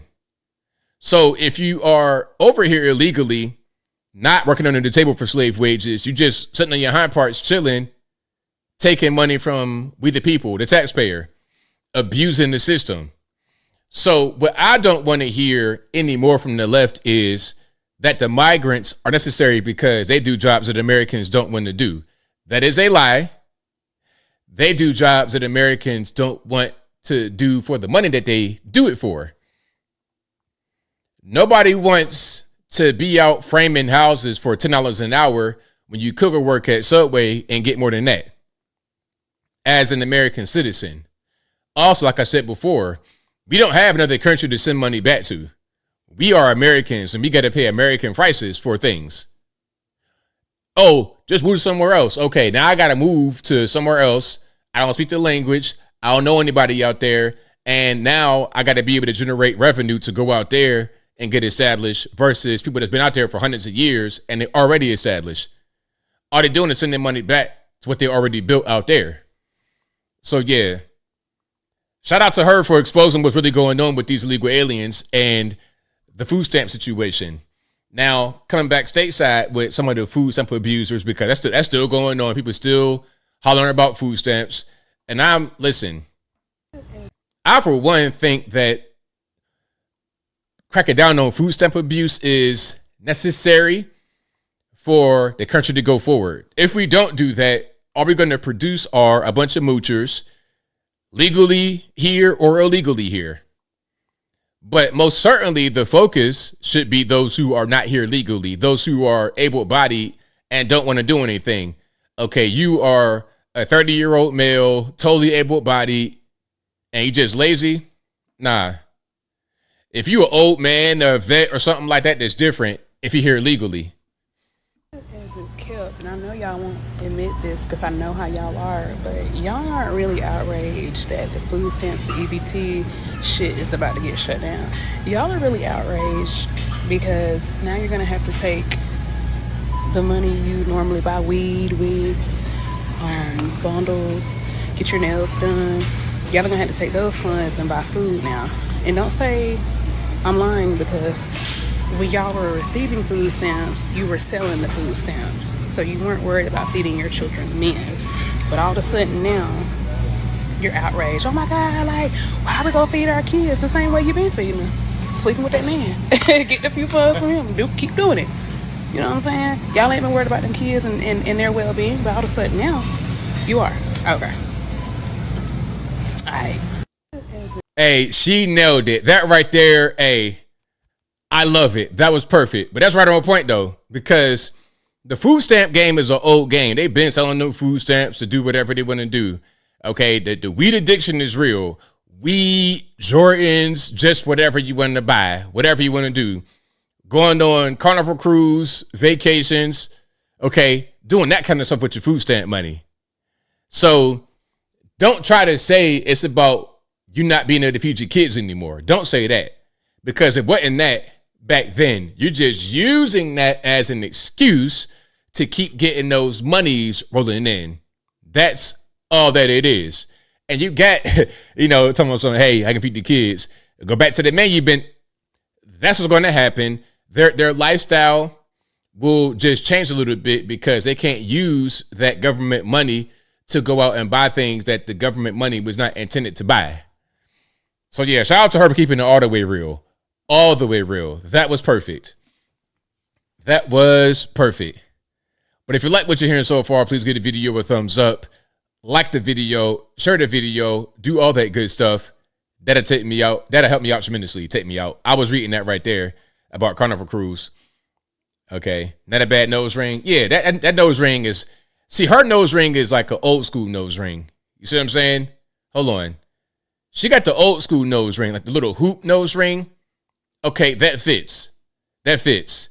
But the ring be the septum. Like that one right there was like where you got both of your, the septum, the cow, the bull, whatever, that right there is the one that you got to watch out for. And then it's never really dainty like that. See how thin that is and dainty, a gold nose ring? That's like old school. The septums we talking about be all kind of extra stuff. I done seen dream catchers in septum rings.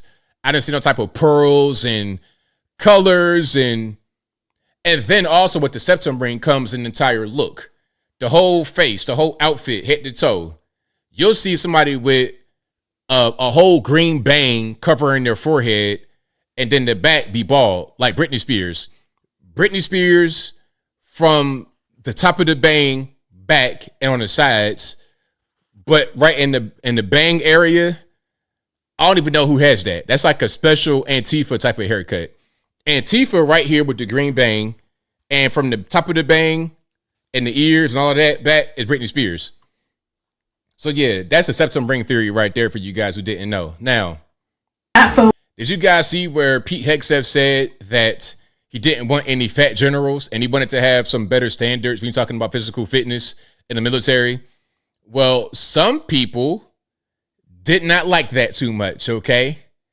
Fat phobia to them is racism. Let's watch.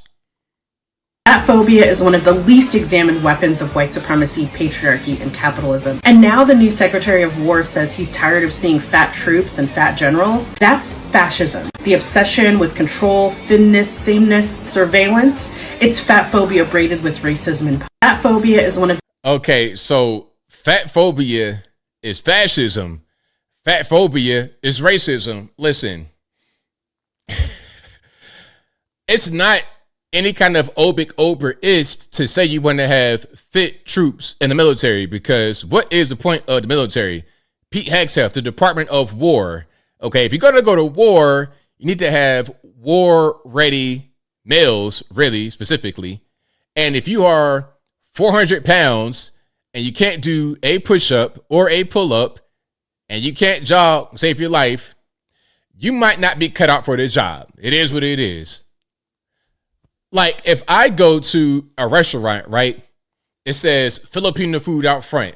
Y'all know me, I love my Filipino food. I go to the restaurant, Filipino food out front, but then I go in there, I'm peering in the back, I'm seeing white Americans, black Americans, a Mexican dude. I'm like, y'all are not cut out to do the job. I'm not racist against blacks, whites, Mexicans, but y'all are not Filipino, and I came here for the Filipino food. If we're going to go to war and we got a bunch of these, you know, tubulards floating around, we're not going to be able to get anything accomplished. We're not going to actually be able to get any war games really cracking. So yeah, it's not fat phobia, racism, fascism, all these other little buzzwords. It's just common sense. So yeah, shout out to her. Shout out to her and everybody else like her. What? Now, this is funny. This person says that she's going to convert to Islam. I think she was a Catholic, or just Christian, regular Christian. So she wants to convert from Christianity to Islam, and she's going to tell you why, okay? And you already know some of the buzzwords she's going to use. Look, before I even show you this, you can already see what's going on. Know what they say? Never judge a book by the cover, but sometimes you can. Sometimes it's okay to judge a book by its cover. If you have rainbow eyebrows, there might be a little bit, you might be a little bit touched. But let's watch some of this, shall we? But the last 2 years have changed me, and honestly, I don't think that I can call myself a Christian anymore. I've been considering converting to Islam for 2 years. You want to know the biggest difference that I've noticed between Christianity and Islam? One is based off of love. The other is based off of fear. I used to be on the hard, messy, bloody, dangerous front lines with the Muslims, as opposed to sitting comfortably in the back with the Christians, watching genocide like it's entertainment, eating popcorn, and clapping in the name of Jesus, who was Palestinian, by the way. I know that publicly denouncing arguably one of the most powerful and evil religions in this world is going to have its consequences, but I don't care, because I'm always going to choose the side of love. I keep saying that I'm still deciding, but I think I just made that final decision, and I guess I'll handle whatever comes my way in the name of Allah. Alrighty, so there we go. First of all, I got a question. Do you guys think that she's cut out to be Islamic? Like, for real, a real Muslim? Like, is she cut out for that? Is she going to cover up and do all that? Or is she going to be like a little, a casual Islamic type person? Allahu Akbar, Allahu Snot Bar, and then that's it? Like, what's really going on? And then something else, a little correction. Jesus was a Jew, right? He was Jewish. Let's not forget about that. Talking about he was Palestinian. He was Jewish. Furthermore, Islam did not exist until way past Jesus being on earth. Okay, Jesus, once he came, you got Christianity. Okay, because Christ, the King. Okay, about 600 or so AD, Anno Domini, which means, year of our Lord. AC, AD is the same as, is opposite of BC. You got BC, before Christ, AD, Anno Domini, after Christ. About 600 or so AD, here comes Islam, and it's spread by the sword all over the world, but most certainly it spread Middle East and parts of Europe. Either way it goes, whatever you want to do with your religion, I say knock yourself out, have a good time. That's your faith. Enjoy your faith. But once you really start to get into it, you're going to realize that it's not all sunshines and rainbows, because it ain't nothing sunshines and rainbows. You're talking about a genocide happening right now in Palestine. Well, with Islam, it's never going to be an end to wars and fighting, because that's what they kind of built on. It's going to be continuous fighting, continuous wars right there in Palestine, and all over wherever they at is going to be fighting all the time. That's their MO. So I hope that you're ready to go out there and fight, or put on the beekeeper outfit, throw that on and be happy. How about you guys? Shout out to everybody that's out who's Muslim out there. If you're Islamic out there, shout out to you guys. But I don't think the majority of us in here are going to do that. The whole beekeeper outfit situation. I don't think anybody's watching me right now with a whole beekeeper outfit on at the, on their phone or on their couch at the computer or whatever. They're not really doing that. Okay, that's not really what's happening. Now, Chicago with the ice raids. Shout out to you, I see you in the chat, Maurice Del. Shout out to you, man. But Chicago with the ice raids. There was a rumor going out, and I saw it. I'm like, nah, like, I saw the rumor spread. I saw the rumor just kind of mentioned, but I didn't know that it spread that far and wide. The rumor was that ICE were targeting Black American citizens in Chicago. Let me tell you something. They cannot and will not target Black Americans because we're Americans. There's no basis upon which to remove us. Where are we going to go? Okay, look, I've been in America and I showed my DNA and everything. I also did my genealogy, and I was able to trace it back to, really, I traced the Europeans back to Scotland. I saw my family crest and everything. Yes, I did. I traced my Black Americans back to 1700s in Virginia. So we've been here for hundreds of years. I've been in this country, my family lineage, for at least 300 years. And I got evidence, DNA to prove it. So there's no way that I could ever be targeted by ICE. It's not going to happen. I don't care how much the white liberals tell me it's going to happen. The news, fake social media rumors tell me it's going to happen. It can't happen. But the rumor spread because there were some Venezuelans in Chicago who were squatting in an abandoned building, the same as they did in rural Colorado. They got targeted. And because some of them look Black, they got linked in with us. Well, newsflash. Just because you may look Black or you might even be Black don't mean that you're one of us over here in America. And that's a very important thing. I don't care what your color is. Either you're here legally or you're not. And if you're a gang member over here illegally, then what are we talking about exactly? You got to go. But let's just watch some of this. Witness. All right, let's just watch some of this. Describe it as a war scene. Windows and doors blown off as dozens of people living at a South Shore apartment, including children, were detained by federal agents during targeted immigration enforcement. They pulled up in budget trucks, SWAT tanks. The sound of flashbangs. Oh! Startles a community out of its sleep in the Citizen app video. This was crazy. It felt like we were under siege last night. As federal... Let's pause. Let's not act like they don't hear gunshots in the neighborhood every night. Because I lived in a neighborhood that was violent, and you hear gunshots every night. So let's not act like, oh, this is so brand new. It was crazy. It felt like we were under siege last night. As federal agents were seen marching through the streets of South Shore early Tuesday morning. My building is shaking, so I'm like, what is that? Then I look out the window, it's a Black Hawk helicopter. I was out there crying when I seen the little girl come around the corner. Because they was bringing the kids out too. Had them zip tied to each other. The FBI confirming to ABC7 its agents were helping Border Patrol carry out a targeted immigration enforcement operation at this apartment complex on the corner of 75th and South Shore Drive. As I was walking from the bus, I was headed to my apartment. As I got to my unit to stick my key in the door, I was grabbed by an officer. And I said, what's going on, what's going on? He never actually told me. He just said I was being detained. They like patting all us up in the back there on the other side. And it wasn't no room to move nowhere. They had the black people in one van and the immigrants in another van. Border Patrol Commander-at-Large Gregory Bovino with his officers speaking on the ground in an exclusive interview with News Nation. How about you live in the apartment next door to Trinidad Aragua members that are trafficking and prostitution, guns, drugs, and taking advantage of American citizens in a violent way. Destruction left behind inside the complex with doors blown off of their hinges and holes left in the walls. Immigrant advocates and elected officials gathering to condemn the overnight operation. We're trying to bring people in and trying to fight so we can all stay in this neighborhood, but that can't happen when we have people pulling us out of our beds at night.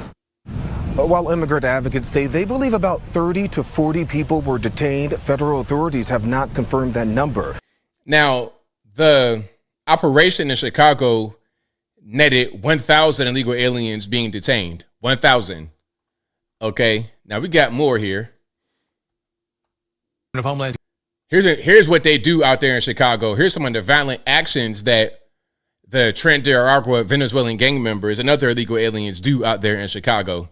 Security says ICE agents were targeted in several vehicle attacks yesterday. DHS shared these photos of ICE vehicles they say were damaged in those assaults. The agency says 2 undocumented immigrants tried to ram and injure officers in Bensenville and Norridge yesterday. Both suspects will remain in custody pending removal proceedings. And DHS released a statement which says in part, quote, "Thankfully, none of our law enforcement was killed because of these deranged criminal attacks on law enforcement. This is exactly what happens when Governor Pritzker, Mayor Johnson, and other sanctuary politicians demonize ICE and encourage illegal aliens to resist law." Exactly. So you see kind of what's going on out there in Chicago. We got a few more here. Now, this guy, and his name is on here, but don't go harass him, please. I just want to play what he's saying. This guy, Mr. Captain White Man, wants to come save the day and come help save the blacks in Chicago from ICE. Burn it down. Burn it all the fuck down. Burn everything down. They are arresting African Americans in Chicago. Hold on. But before I play my man, DeSage says no due process means you could be deported. Don't matter how much English or history you have. Just ask Abrego Garcia about due process. Okay, DeSade or whatever you decide. Let me ask you a question. Was Kilmar Abrego Garcia here illegally or legally? Answer me that question. Just answer me that. Because if you want to use somebody who, if you want to prove your point about potentially being deported if you are a legal resident, then you should not use someone who's here illegally. Use somebody who was here legally and got deported. Use that. But if not, then let's go ahead and but anyway, let me start from the top. Burn it down. Burn it all the fuck down. Burn everything down. They are arresting African Americans in Chicago for just fucking existing. And they are next going to go after children. They have plans to go after children who have immigrated here with their parents. Burn it all the fuck down. All right, there we go. So yes, Mr. White Man, I am very scared. I'm very scared. I don't want no smoke with you, man. I'm not trying to listen. If I catch you in GameStop on release day, if I catch you in GameStop on GTA 6 release day, I want to stay away from you because I don't want no smoke. You understand what I'm saying? But listen, ain't nobody going after black Americans for deportation. We're Americans, okay? Ain't gonna be, that has not happened and it ain't gonna happen, okay? And then children, what you mean? Like if their mom and dad are here illegally, they gotta go too. They come over here illegally, okay. We'll give you a one-trip ticket, the whole family, right back to your country of origin, and then have that be that. It'll be free on the house. Don't worry about it. No ticket you got to pay for. Matter of fact, we'll give you a ticket. You can skip front of the line. You could board first class, right back to your country of origin. How about that? But black Americans are not going to be deported. And my man to say, are you still in the chat? I want an example, and I'm being serious. I want an example of someone who who was an American citizen deported? Find me that. If you can find me that, then you know what? I'm wrong and I'm an idiot. But if not, then what are we talking about? Okay, we got another savior. We got another savior right here. Okay, she's going to save the day. And you see the caption, it's time to be the good trouble that our black and brown friends need right now. Okay, so she, in front of her trailer, is going to save you. Okie dokie, let's watch. Well, holy fuck, I can't believe it's happening, but black people are now being detained by ICE. Now, I can't really say that I'm surprised. It's only been 10 months, so I'm a little like, whoa, we're on rapid fucking speed right now. I mean, honestly, we all knew that this was the ultimate motherfucking goal of this regime, was to get rid of all the people of color in America. We can only have people who look like me. But here's the thing.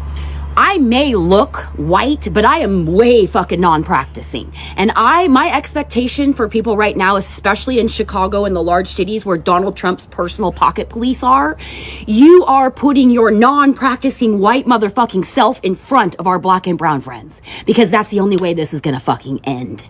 This is fucking insanity. We are not deporting and detaining criminals and druggies, and we are deporting and detaining people who make our lives better for being here. And it really is fucking disrupting my nervous system to think that there's people who look like me who fucking think this is okay. So if you do look like me and you have skin like this, unfortunately, step the fuck in front of our friends right now and do good trouble. Well, all right, there we go. Hey. There was so much right there. First of all, I did not ask you, Miss Lady, to be the savior of black people. I did not ask you to be our spokesperson, so no thanks. You're using your white privilege in a way that I don't appreciate. You're using your whiteness in a way that I don't like. How about that? Can I use that, or are you only allowed to use that against white people? But anyway, listen. Black people in America, black American citizens are not in trouble here. We're not the ones over here illegally. The ones who are here illegally are the ones who are in trouble. Furthermore, when you say that to make your life easier, what? Because they do things that you don't want to do? Is that what that is? Do you think that it's good to have slave labor? Would you prefer to go back in the day where you had slavery and it was black folks who were enslaved? Would you be the person that says, hey, we can't free the slaves because they're not going to know anything. They're not going to know what to do. It's got to be the good white people to help take care of them on the plantation as slaves. That sounds like what you're saying. And again, this is not 1865. This is 2025. Slavery has been over with for a very long time, and we're not going to bring it back. No matter how much you and people of your ilk want it to come back, it ain't coming back. So yeah, hey, is she gonna be able to save us? Hey, like, if you were to, like, let's just say there was some type of scourge, some kind of evil that just descended upon us. Would you want to recruit her as part of your Avengers, your all-star squad to help save the day? Nah. It's okay.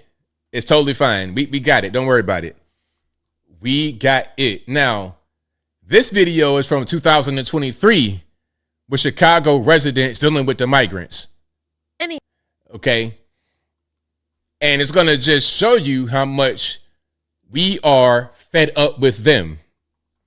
Many of these residents say they no longer have any tolerance for the disruptive behavior by those seeking asylum here. It's making them feel unsafe. They disrespect us, they rob us, they harass us. And their patience is wearing thin. Let me say this. They got one more time to deal with it, because otherwise, next time they deal with it, they're going to deal with it from the streets. We're going to take over it. Nobody's going to be able to stop us from what we're going to do to them. Much of the residents' anger was directed at city officials in attendance, including 20th Ward Alderwoman Jeanette Taylor, Chicago Deputy Police Chief Stephen Chung, and Family and Support Services Commissioner Brandy Kanazi. At one point, police had to intervene, breaking up an argument during public comment. Any of these residents. So this has been an ongoing thing. You got all colors. You got white, Asian, black, whatever, all the races, everybody saying, hey, enough is enough.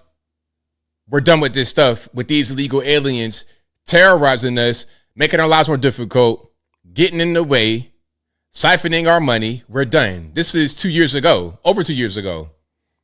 So now that Trump's back in office and he's addressing their issues, some got a problem with it. But I love it. I like it. I love it. Want more of it. Shout out to McGraw. Shout out to him. That's right, River Spirit. Americans say, you know what? No more. It doesn't matter what color you are. We're Americans. We're here legally. We're law abiding. They're not. So they got to go. Now, this person is not a Chicago resident, from what I was able to research. And she gives her 2 cents on what's happening with Chicago, which is similar to a lot of your white liberals and whatnot. ICE is now detaining African-American citizens in Chicago, like as we speak.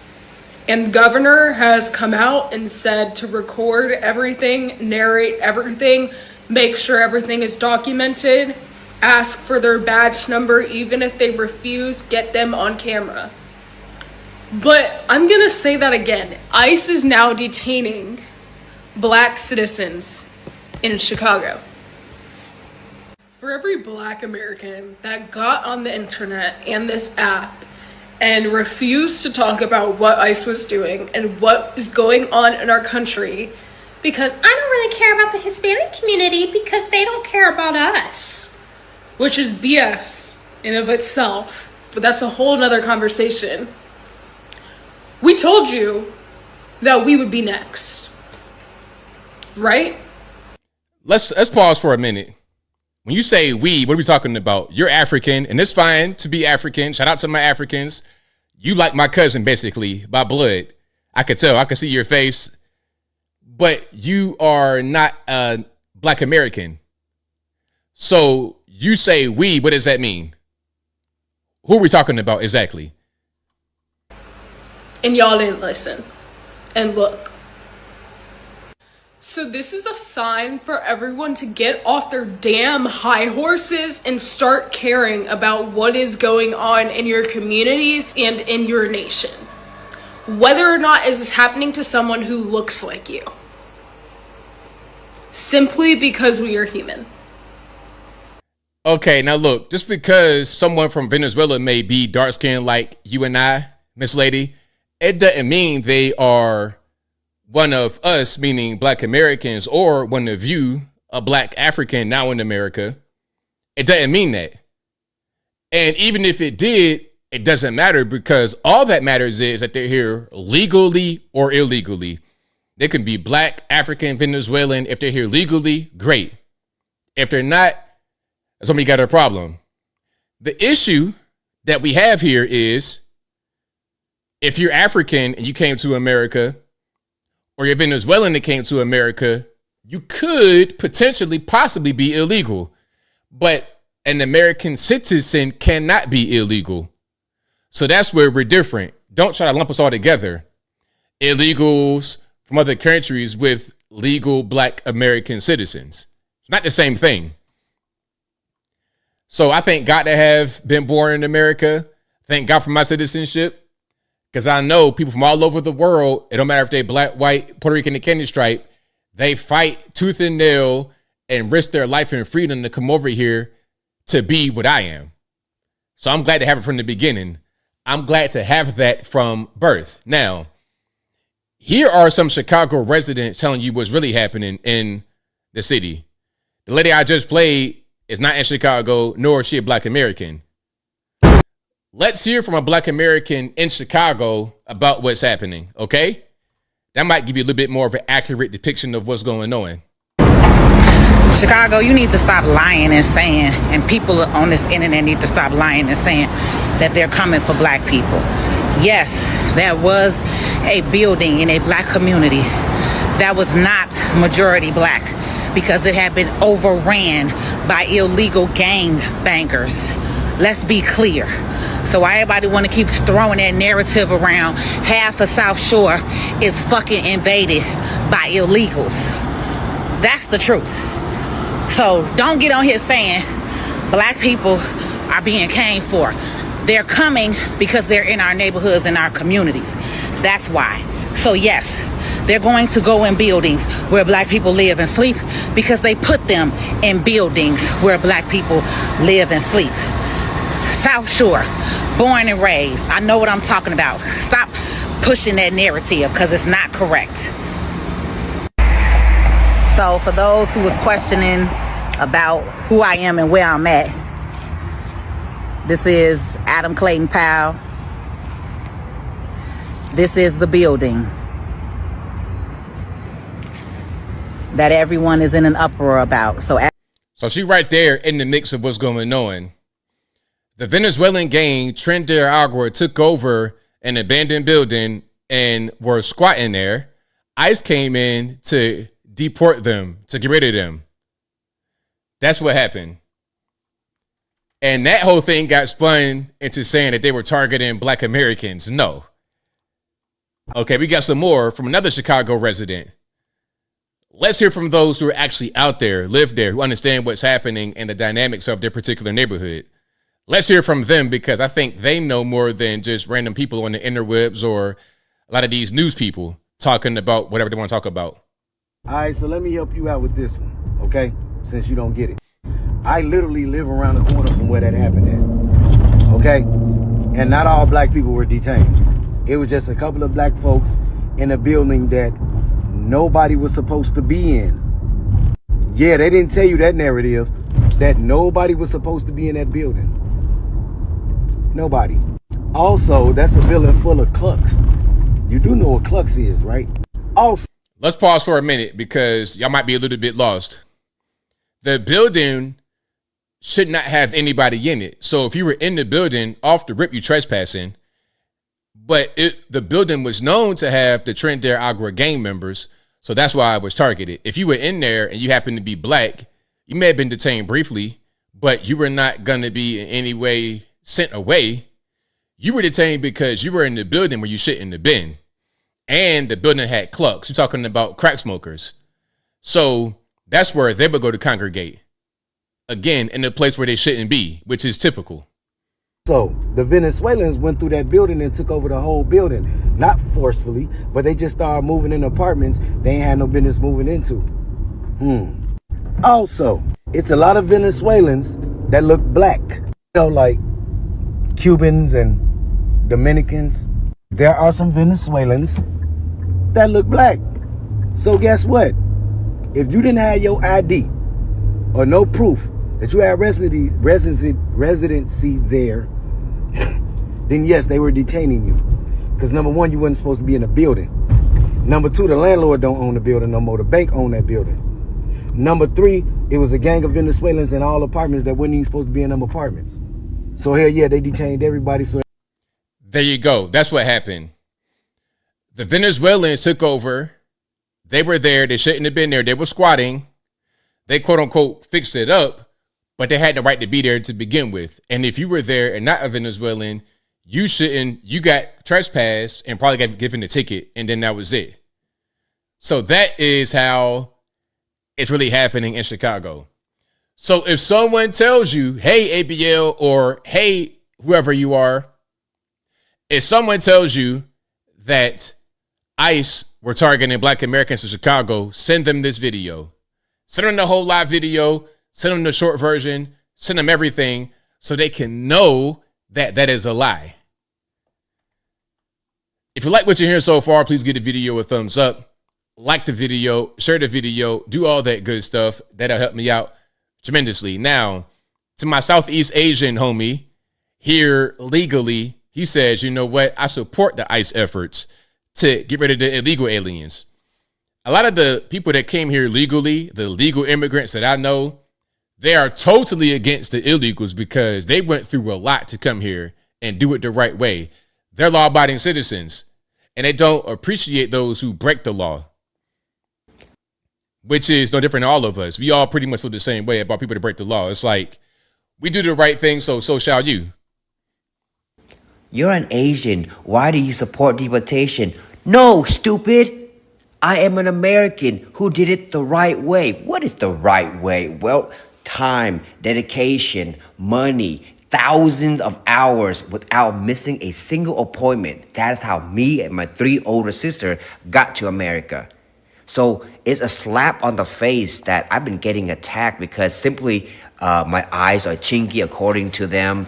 My skin is brown and I have a heavy accent. I don't give a shit. I'm sick and tired, very, very tired up to here with bullshit agenda that just say, oh, because I support deportation, therefore I'm a bad person. No, I support deportation because United States of America is the only country that allowed this bullshit to happen.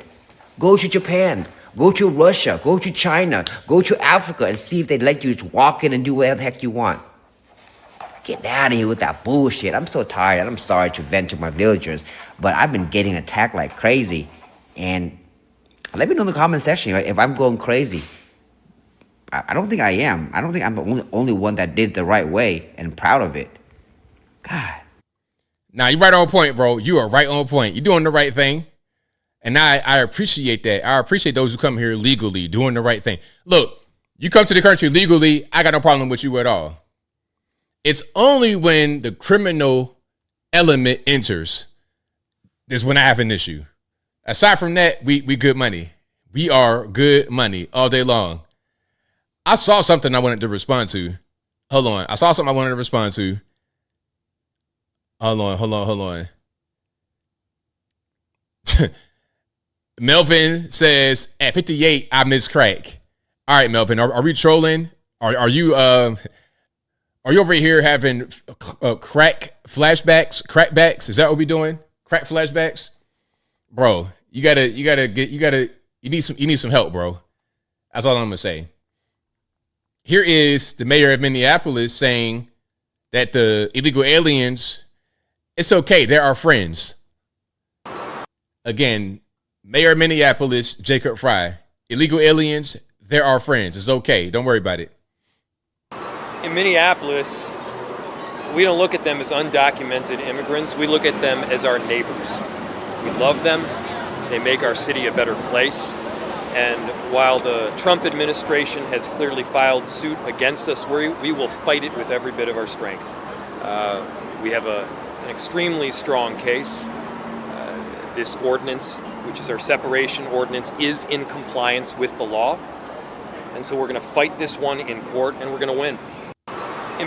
All right, there we go. So he's saying it's okay if you're here illegally. It's totally fine. We're going to fight it in court. Meanwhile, the city of Minneapolis has some problems. There's some issues with crime in Minneapolis. And, bad enough it's a cold place. Kind of an undesirable location with that code for me personally. But then on top of that, you get the crime and the illegal aliens and the scamming from the Somali community.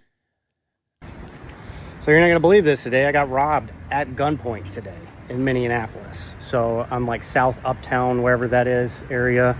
Not a bad looking freaking place. I come out of this store and me and my friends, we walk out and I see a guy in the back of our car or their car, and he actually got away with my freaking shotgun that I just bought today too.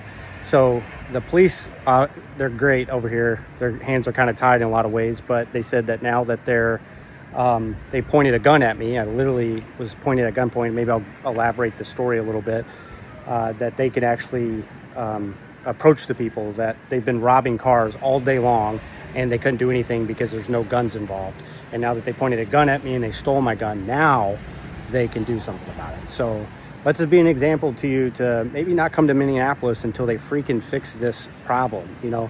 I know some of you don't love it and stuff, what Trump's doing, but Trump, could you bring the National Guard maybe in here and get this place in order? This is freaking crazy. I was literally away from my truck for 30 minutes. 30 minutes. Yeah, that's kind of how it is out there in a lot of these cities. And a word to the wise, do not leave a gun in your car. I repeat, do not leave a gun in your vehicle because it will be stolen in a lot of these cities. It will be stolen. If you got to go back home, put it up, keep it on you, but do not leave it in your car. Listen, I go to Atlanta, especially That's number one thing you don't do, leave stuff in your car. Quick story. I was in downtown Atlanta one time and I had to park. And it was an attendant. And then he was like, hey, take everything out of your car. And he pointed to one of the vehicles in the lot and had the back window busted out. I already knew what it was. You got them boys that would come into the parking lot, pop in your vehicle, take whatever they want, and skedaddle. They'd be out of there in 25 seconds or less. They pull your horn so you don't hear the alarm. They hop in your vehicle through the broken glass in the back, hop in your center console, under your mats. They go in your trunk, all of that, and take whatever you got. And normally they're going to find a gun. And what y'all do normally, y'all put your gun in the center console. They're going to go straight for the center console, take that, and be out. But ultimately, Jacob Fry, if you're the mayor of Minneapolis, rather than trying to worry about fighting Trump because Trump wants to help you fight the crime, you should work with him, be collaborative to help fight the crime. Because maybe some of these incidents, like the guy getting robbed at gunpoint in the middle of the daytime, may not have happened. I'm just saying. If anybody wants to give me help for my city that's suffering a crime problem, I'm not going to just look a gift horse in the mouth. I'm going to say, yeah, come on, let's do it. Let's do it. Hey, listen, I wouldn't even, if you got security measures in your vehicle, a gun in your car, that's like a bar of gold in your car. And they want that. That's all they really want is the weapon. That's why they're breaking you. They're looking for valuables to sell. They don't even want your car for real. I mean, they will take it if you give them a key or something like that. They might check your glove box for a key or your center console for a spare key. But really what they want is the valuables inside to sell real quick. But if you like what you're hearing so far, please give the video a thumbs up. Like the video, share the video, do all that good stuff. That'll help me out tremendously. All right. And then, this is the Seattle mayor. And all these mayors, that's a problem. It's leadership. Here is the mayor of Seattle kind of echoing what the mayor of Minneapolis is talking about as far as the crime and the illegals and everything else. The criminal system has had a disparate impact on black and brown communities. Let me lead with that. So when this person is committing 6 or 7 crimes, I don't know his or her story. Maybe they were abused as a child. Maybe they're hungry. So my remedy is to find their life story to see how we could help first. I have no desire to put them in jail, but I need to protect you, and that's the calibration that we have. The criminal system has had a disparate impact on black and brown communities. I hate when they always try to put us in it. Like, why you got to try to, it's always you in Seattle where you got like a handful of black people. Like the West Coast is not even the place where you can talk about black and brown because ain't nobody black out there for real. Going to a place like LA, ain't nobody black in LA. And people that live in California, if you're born and raised in California, you won't even really notice how few of you are out there as far as black folks. Ain't nobody black out there. If you're in California, you are Hispanic or white. And then everybody else sprinkled in there. California is like a cake. It's like a vanilla cake with brown sprinkles on top. And the vanilla are the Hispanics and the whites. The brown sprinkles are everybody else, including the blacks. So when they say black and brown, what you mean? The 5 black folks that exist in the West Coast? Like, what are we saying? I don't really understand. It's all lies. All lies.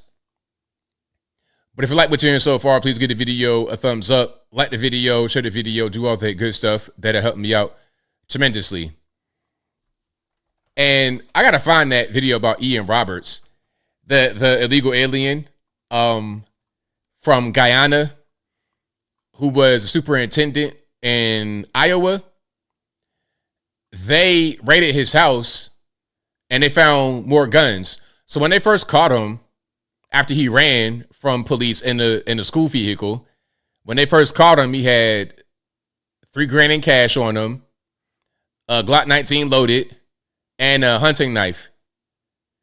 But when they went to his house, he had 3 more weapons. I think he had a rifle, I think he had like long guns in his house. It's like, okay, In Iowa, they knew about the previous gun charge before they hired him. And they probably knew he was legal alien too, but they knew about the previous gun charge before they hired him. They said it was okay. But those same people, those same liberals would say that we need to have gun control. Okay, you want to have gun control, and people who have guns illegally, you got a problem with, but you had no problem hiring this man to be the superintendent. And one thing they said about him was that he was all flash and not much substance, which is why I knew from the beginning. Anybody with these funny suits on, hold on. Anybody with these funny suits, you know that they just there for the pomp and circumstance. They're just there to look pretty and to be, you know, charismatic, but they have no substance. Anybody with a suit like that and the glasses and the pretty hair, you spent a lot of time getting ready like a woman. You got your hair done. You got your hair done. You got your nice, fancy, pretty suits on, your perfume and everything.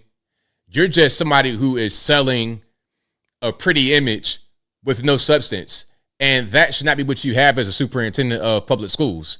And when he was in Baltimore, he got caught allegedly changing grades from the failing students. I think it was like 12,000 grades that got changed over a short period of time.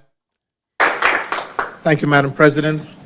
I stand here this evening before you with immense gratification and certainly a sense of pride and humility. I am incredibly grateful for the vote of confidence that the board has shown. Okay, that's an old video of him talking. You can get the idea of what's going on. Now, I got one more here it's an update, I believe. Firearm in his car being in Roberts. Okay, there is we now go. formally. Hold on. Let's go ahead and put it up on the screen right quick. Now, former school superintendent Ian Roberts is now formally charged by federal prosecutors in Iowa with one count of being an illegal alien in possession of firearms. It comes after officials discovered conflicting information about his past. Law enforcement found an illegal firearm in his car, and Des Moines police then raided his home and found more illegal weapons. Is that where he was living? Wait a minute. Don't tell me Mr. 300 grand a year was living right there in some trailers. What's going on with this dude? Tell me he's not living right there. Something ain't there's more to this story. News Nation's Rich McHugh joins us live. Rich, what is the latest on Roberts? Hi, Nicole. Well, listen, this story gets more bizarre the more we look into it and the more we uncover about this man. He was once revered by the Des Moines community as Dr. Ian Roberts, but now we know he has federal charges against him for being an illegal alien in possession of firearms. And that appears to be just the start. In Department of Justice documents, we're learning more. He was never a U.S. citizen. He filed for permanent residence 4 times, 2001, and 3 times in 2018. Each time he was denied. Since December of 2020, Roberts has not had lawful authorization to work here. In May of 2024, Roberts was ordered removed from the country. When he was found, he had a loaded gun in his car when they stopped him. Inside his home, they found 3 more guns, a pistol, a rifle, a shotgun, along with multiple firearm magazines. This dude was a whole gun enthusiast. He had a pistol, rifle, and a shotgun. He had everything you need. Like if I was like that right there, that's a well, okay. I give him a little bit of credit. That's a well-rounded collection. You got your pistol, your shotgun, and your long gun. That's a good thing to do. Okay, and you can see what he has right here. And this, as more of his fictitious past comes to light, his official bio in Des Moines, they say he was named George Washington University's 2013 Washington, D.C. Principal of the Year. But George Washington U tells me the university has no record of awarding such recognition to D.C. principals and did not present this award. For years, he went by doctor. His official bio says he completed programs at Morgan State, but Morgan State tells us no. Ian Roberts did not receive any degree or certificate from Morgan State University. He left his last position at Mill Creek High Township in Pennsylvania amid several sexual discrimination lawsuits for this job in Iowa. But at the time, the school board in Mill Creek raised questions about his doctorate, according to minutes of their board meetings we obtained. Quote, Dr. Roberts lacked the educational certificate from his educational facilities that he obtained his doctorate. Now, I asked his attorney, where did he get it? You referred to him as Dr. Roberts. Can you tell us which institution he received his doctorate from? Yes, it was, I know it, the International School, Trident International, right. An online school. There's so much more here, but something else. Okay, how old is your lawyer? How old is you looking like my pawpaw? That's like me in 50 years. Like, what's really going on, man? Like, this whole case is weird. The guy's got to go. The guy's got to go. And I hope they don't try to make him be the next Maryland dad. What they gonna say? You lied about your whole career.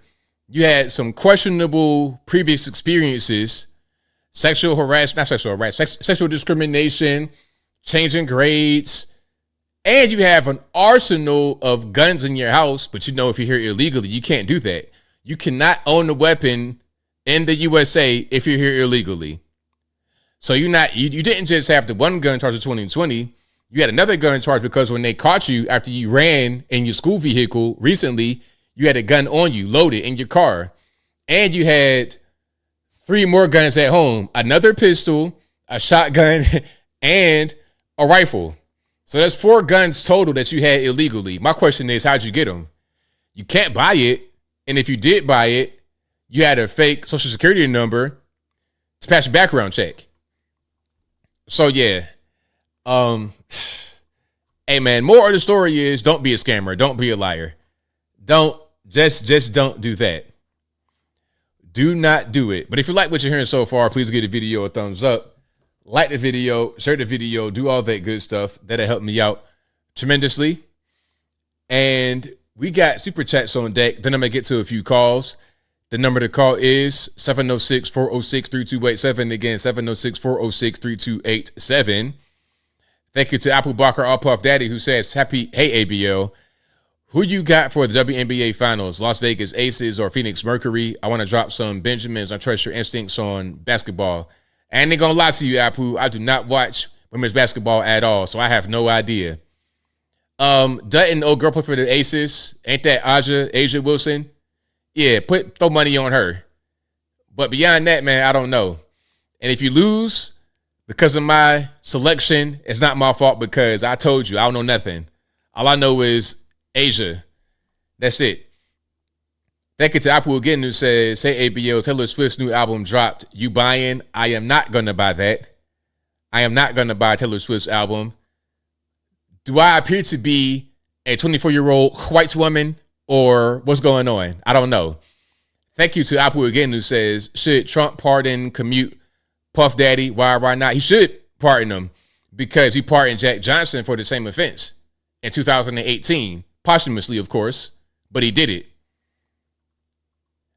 Thank you to Apple again who says the Chicago community support ICE. Why not? They most certainly do because they realize what the illegal aliens are doing to them.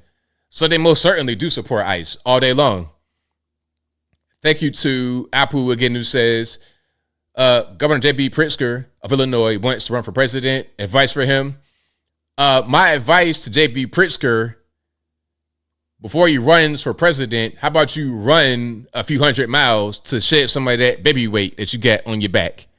Okay? Run a few hundred miles. Listen, don't do no Ozempic because what Ozempic does, it just deflates you. It doesn't sculpt you. It just deflates you. It's like taking a balloon and popping it.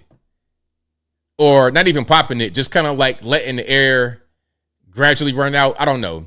You don't look well. When you take Ozempic and you just lose weight rapidly, you look like a smaller version of your fat self. You don't look like a fit version of yourself. You're a smaller fat person. Does it make any sense?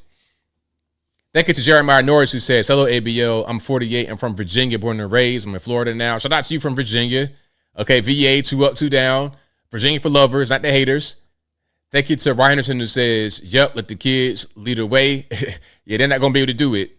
considering what we saw earlier in some of them clips. Thank you to Henderson who says, stupid young folks can't help them. You can't. They can help themselves if they want to, but if they don't want to be helped, what you going to do? Thank you to Lothair who says, just like January 6th or the BLM riots, I really think there were undercover agents that were causing damage on purpose. Of course, they already said that there were a bunch of agents at J6, so that's not even really a question anymore. The only difference is it's easier to convince young, confused college kids, correct? Thank you to Ryan Henderson who says, liberals' house is made of feathers, can't send up the truth. Right on. Thank you to Spanky Jones for the #1 emoji donation. Thank you to Ryan Henderson who says, LA police will get you for fake sneakers, but they won't get you for being a fake citizen. That's a good one. And you're right. Thank you to Lothair who says, I think it's ridiculous. She would say that, but yet I have seen in person some of the Palestinians who would use their own children as human shields. Thank you to You're So Cool 23 who says, not a year ago, they, Chai gang members, were challenging illegals. Now, all of a sudden, they were against ICE. Just cut the BS right now. They're not against ICE. Not at all. It's the people that don't live in Chicago and the people that don't know anything that are against ICE in Chicago.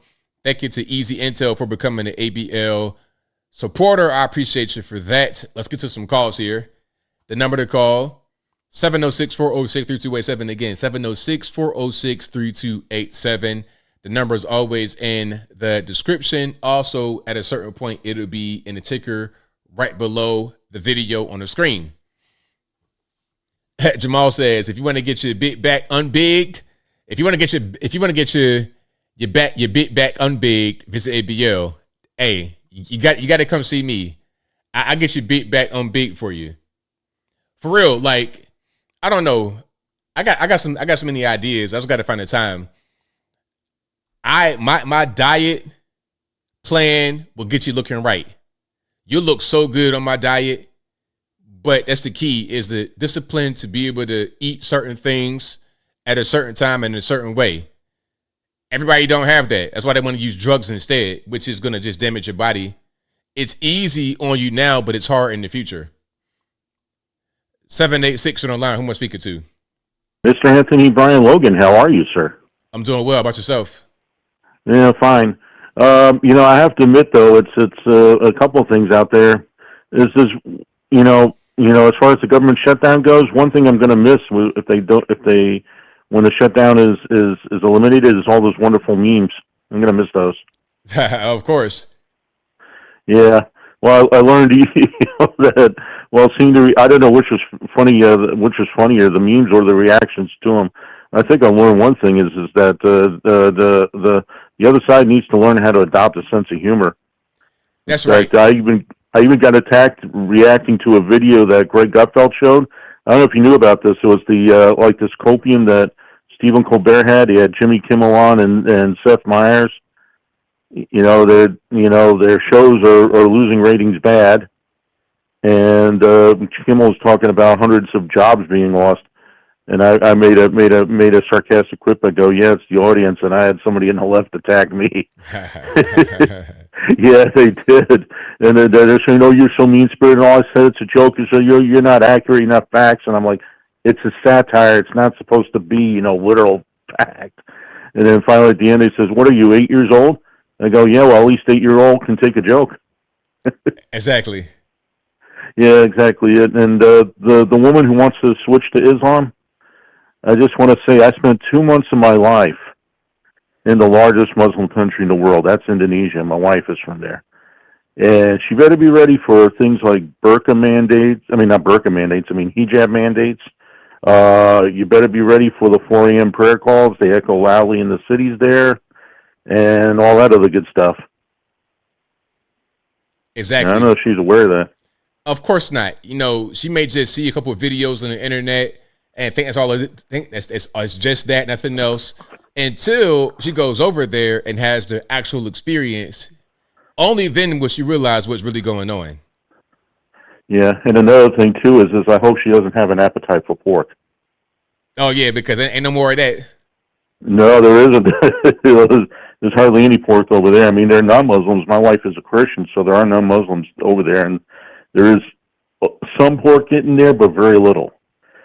And I know that for some. And also too, my my wife is a legal immigrant. I mean, I brought her here on a K-1 visa. We went through the adjustment of status and all that, and it was hard. It was expensive, but we got to do it.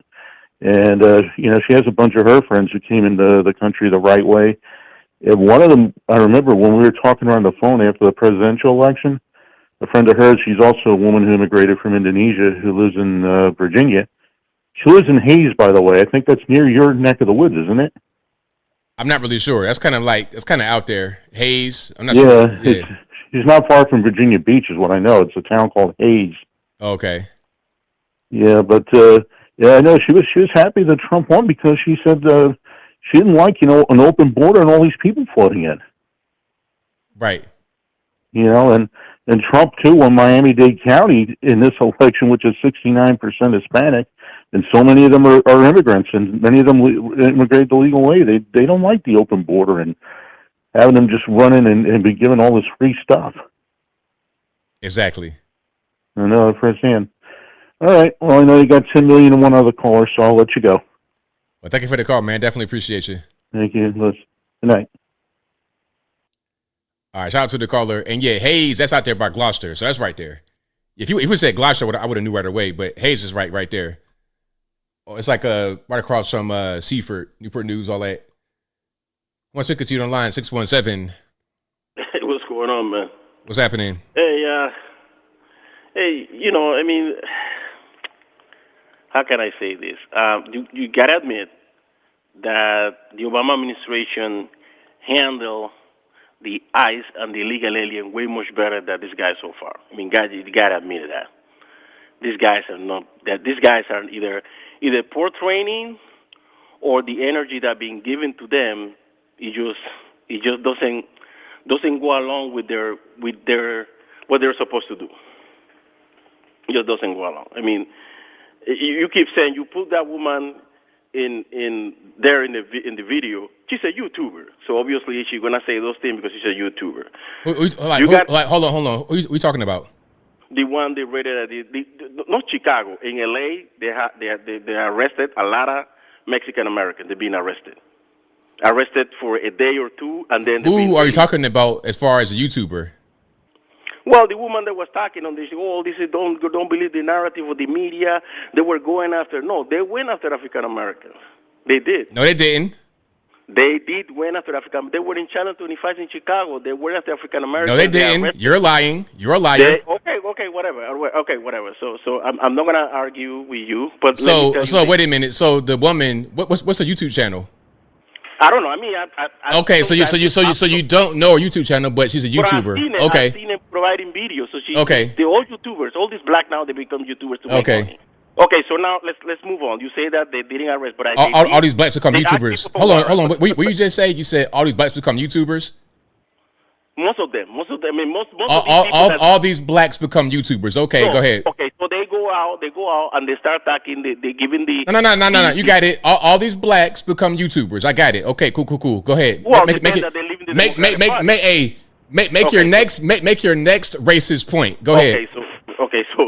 So think about this, right? Let's say there's no Democrat, no Republican. Let's say you're in charge of ICE. You will send ICE to the Super Bowl. I mean, why not? Why wouldn't I? Okay, how many illegal immigrants you think you're gonna catch in the Super Bowl? I don't know. Maybe they know more than I do. But just use your own logic here. How much is the ticket to go to a Super Bowl? It's gonna be a lot of money. So you think illegal immigrants that they cross the border is gonna spend the money to go to a Super Bowl? I don't know because listen. You asking me the question now. Just let me answer it. And you shut your mouth. You asked me the question. Let me answer it and shut your mouth. So I don't know because maybe maybe they know more than I do. So the illegal aliens with the Mexican sombrero, Honduras in the Super Bowl. Okay. Yeah. So all the illegals Mexican. Okay, I got it. Look, and it's so funny. I said for you to make your next racist point, and you did it for me. Thank you. Okay. Well, your next racist point.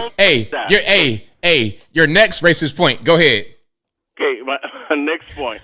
Okay, so they don't you think will be more favorable or use the resources better if they go after certain type of, they will go to factories where they are. And instead to having walking down the street, profiling them without not knowing who is who. Don't you think it will be better if they go to their jobs? There's plenty of factories in America. They could go and ask the ICE agent could say, okay, give me the names of your employees. They have to do it. They have to give it to them. They have to give it to them with the last social security numbers, the last 4 digits, and then they could do the e-verify, and they could find out who is illegal, who's not, right? That's what okay. Obama did. Well, wait. Okay. Well, they already done that because they went to the what was that? The Hyundai or Kia plant out there in Georgia and arrested a bunch of illegals. Didn't they do that? So they're already doing that. So that's enough. Why they have 200 of them walking the street of Washington D.C. Just walking the street and blocking people, and then they stopping people. The Supreme Court giving Trump a break, but this is against the civil rights. So my question okay, is, so you went from talking about going to the workplace to now just in general ICE agents in D.C. Is that what you talked about now? But don't you think it's more useful? Use the resources to target them because most illegal immigrants come here to work. So you target not the target who? To target who? Target illegal immigrants at their jobs, different type of job that could go and target them. Well, we already addressed that. I just said they went to the factory out there. They're not doing it enough. They're not doing it enough. Why So how many have been arrested at their jobs? Do you know? I don't know the number. So if you don't know, how can you say it's not enough? ABL, I'm gonna try to be patient. I know you YouTubers. If you don't know how many have been arrested, then how are you going to say it's not enough? So because if you say it's not enough, there has to be a number that is enough. So how many would you like to see arrested from the workplace? Like, what's a satisfactory number for you? I'm sure they could get 1 million people arrested. Okay. So why if you don't know how many have been arrested and you have a number that you say there should be, how can you say it's not enough? What are you basing that on? You don't have the information. So that point failed. Next point. Let me help you out with some logic here versus your YouTube channel talking points. Under the Obama administration, in his first year in office, Obama had to deal with massive amount of problems. One of the problems was the failure of the banking industry. The United States was about to collapse, right? Under the Obama administration was on the way more smaller budget. And under the Obama administration, over 1 million were deported in the first year. Under the Trump so far, he has deported only 150,000. And he has a budget 6 times or 8 times larger than Obama has, and he doesn't have any problems right now. So for the sake of intelligence, they are not using the resources properly. This is not to do with the Democrat or Republican. This is just logic. By logic, they're not, because what Trump wants to do, he doesn't care about immigration. He wants to escalate situations. He could send the National Guard, and he could declare martial law, and he could do whatever he wants. That's the goal. If the goal is really to go, you could go after them. Go after factory. I live in Boston. There's plenty of factories in Massachusetts. They're working illegal. You go and get them. Okay, I got a question. I got a question. What's the purpose of Trump declaring martial law? Why would he do that? Well, you could control it. You could hold election. You could say, hey, there's not going to be no election until later. He could control the media. He could control a lot of things. Read the martial law in the United States that was done by, I can't remember the president right now, but it was in World War I. I can't remember right now. But so do you believe that there won't be an election if he gets his way?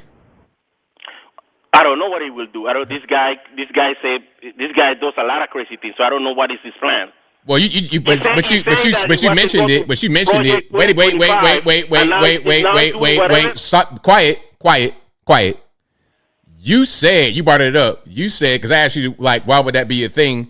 And then you said, well, you could stop the election. So do you think that could actually happen? It's a possibility it could happen. I can't tell you for sure. I don't know. I bet you do think that. Like, that's typical of you guys on the left. No, but that's conspiracy theorists. I just told you. I just give you the numbers. I give you the facts.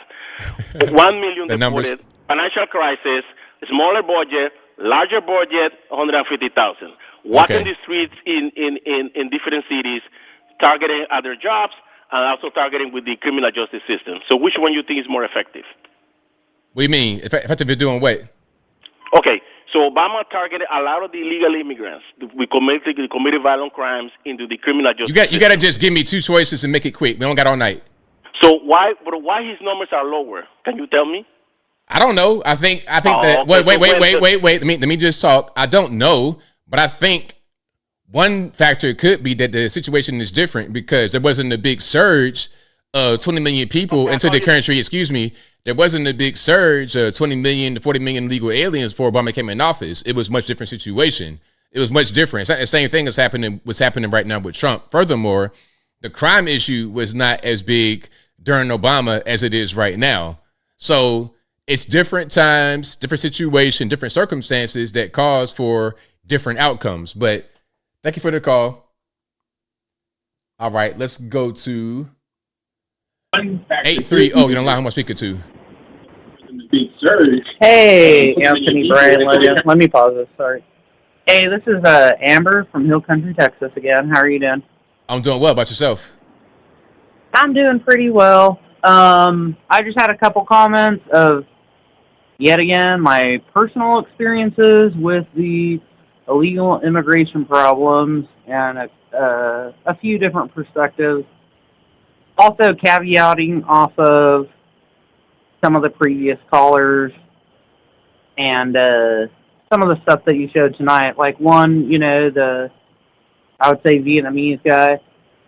Well, as you remember from my last call, I was a combat medic in Iraq, and we had 3 guys on our squad that were from different countries, Russia, Vietnam, and Mexico. And they served in combat for our country, and they worked diligently. We put their paperwork in. They became U.S. citizens. One's a Delta pilot now. One is Special Forces, and one owns his own business. They all have wonderful families. So that's one perspective. The next perspective is over here, which I've already told you about, what we're dealing here in Texas. I love to see what's going on in all these Democrat cities. I understand they're hotbeds. They're getting all this money for these illegals, and they need to work hard right there. And I love it. I love seeing it. I want them out of here. I want that to trickle down into Texas because we've been the ones dealing with this problem. We've been dealing with it a long time. And like I said, the last time, I contacted you, it really sucks out here. And anyone that thinks that moving to Texas and buying a nice new house is going to be nice, it's not, okay? Because they're all embedded out here. They're not slaves. They're making a lot of money. They're cutting corners. They steal, they lie, they bring all their crap in here. And those are the people that are building your homes. I mean, we're waiting for all this stuff to happen in all these other cities, and diligently waiting till it trickles down here so we can get them out here, because it's not going well for us here in Texas. People think that we've got a real strong state and all this stuff. No, we're embedded with this stuff. I told you last time I called, I got Sinaloa cartel on my street corner. The sheriffs don't do nothing. I've called ICE on them. They do nothing. It sucks. It sucks. We want them out. And then my third, also on the illegal immigration, is the Muslims. The stuff that's happening in Michigan. Do you really want to hear the call to prayer 5 times a day, and you want to have Sharia law in your town? Yeah, no, I'm good on that. I'm sorry? I said, no, I'm good on that one. No, it's terrible. I mean, I spent many years in Iraq. I worked in a freaking prison in Iraq. And this is where I was going with that one. I'll finish it up. But anyways, sir, in 2005, I was at Fort Sus, Iraq, which was a high facility, a detainee facility for... We had some of the deck of cards. We had Saddam's cousin, one of Saddam's sons. And it was pretty nasty back then. We didn't have water sometimes. We didn't have air support. We had nothing out there, and we were housing these animals. And I was a young kid back then. I'm 41 now. I'm the same age as you, and happy birthday to you. Thank you. But I was a kid back then, and these animals that would spit on me and throw shit on me. Can't curse. I'm sorry. I'm sorry. I know I'm not supposed to cuss. They used to tell me back then, ABL, and your listeners should know this, in 2005, that they would tell me that when we get a Democrat president, we're going to come through your border and we're going to kill you in your sleep. They told me that as a young soldier. And if people don't think this is real, they need to wake up. And they need to do it fast, because we need all these people out of here, and we need to protect ourselves. Also, last comment, sorry, I know I'm going long. Quickly, please. Yes, sir. Please look into Alberta is trying to become its own nation and is trying to get a loan from the U.S. government right now to secede from Canada. Right on. Thank you for your call. I All definitely right, appreciate it. that's all I got. Thank you. Thank you, sir. All right, let's keep on rocking and rolling here. The number to call is 706-406-3287. Again, 706-406-3287 is the number to call. And shout out to you guys for rocking and rolling. You guys are the best audience anywhere on these interwebs. If you like what you're hearing so far, please give the video a thumbs up. Like the video, share the video, do all that good stuff. That'll help me out tremendously. 859, your loudspeaker 2. Hey, ABL, it's your Luciferian Libertarian friend. How's it going? What's up with you today, buddy? It's all good, man. What's happening? I see you argue with Ivan again, as usual. Of course.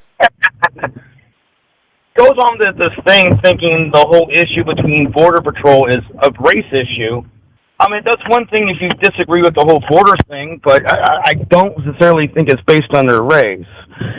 I really think it's based on their numbers, location, and, population. You can't have too many people in one area. That it creates congestion and causes a lot of poverty issues and basically in the city. You go to New York, it smells like raw like spoiled milk. Am I right or am I wrong? Yeah, you're right about that. As far as the way New York smells, but the main thing with the illegal aliens, you're here illegally. So that's just the bottom line. It's like if you don't want to have ICE on you, then don't be here illegally. Well, and that's the thing is there's not everything's black and white. There's also there's a form of shade of gray because granted they're going off saying they're arresting black American citizens. Well, not necessarily. Accidents do happen. People have to put in an account. There's some times even Caucasians, Latinos, Asians to African Americans who've been caught by ICE, and then actually after 24 hours they realize, oh, these is American citizen. They usually let them go, and they run on this propaganda, and they automatically assume the worst. It's this whole these leaders with this Machiavellian philosophy. The Prince, I think they obviously have this book underneath their bed, obviously, because when I ask them, where's the proof they're arresting legal citizens? They don't have any proof. They may have a few mistakes here and there, and they let them go after 24 hours. So I'm a bit skeptical every time I hear things like that.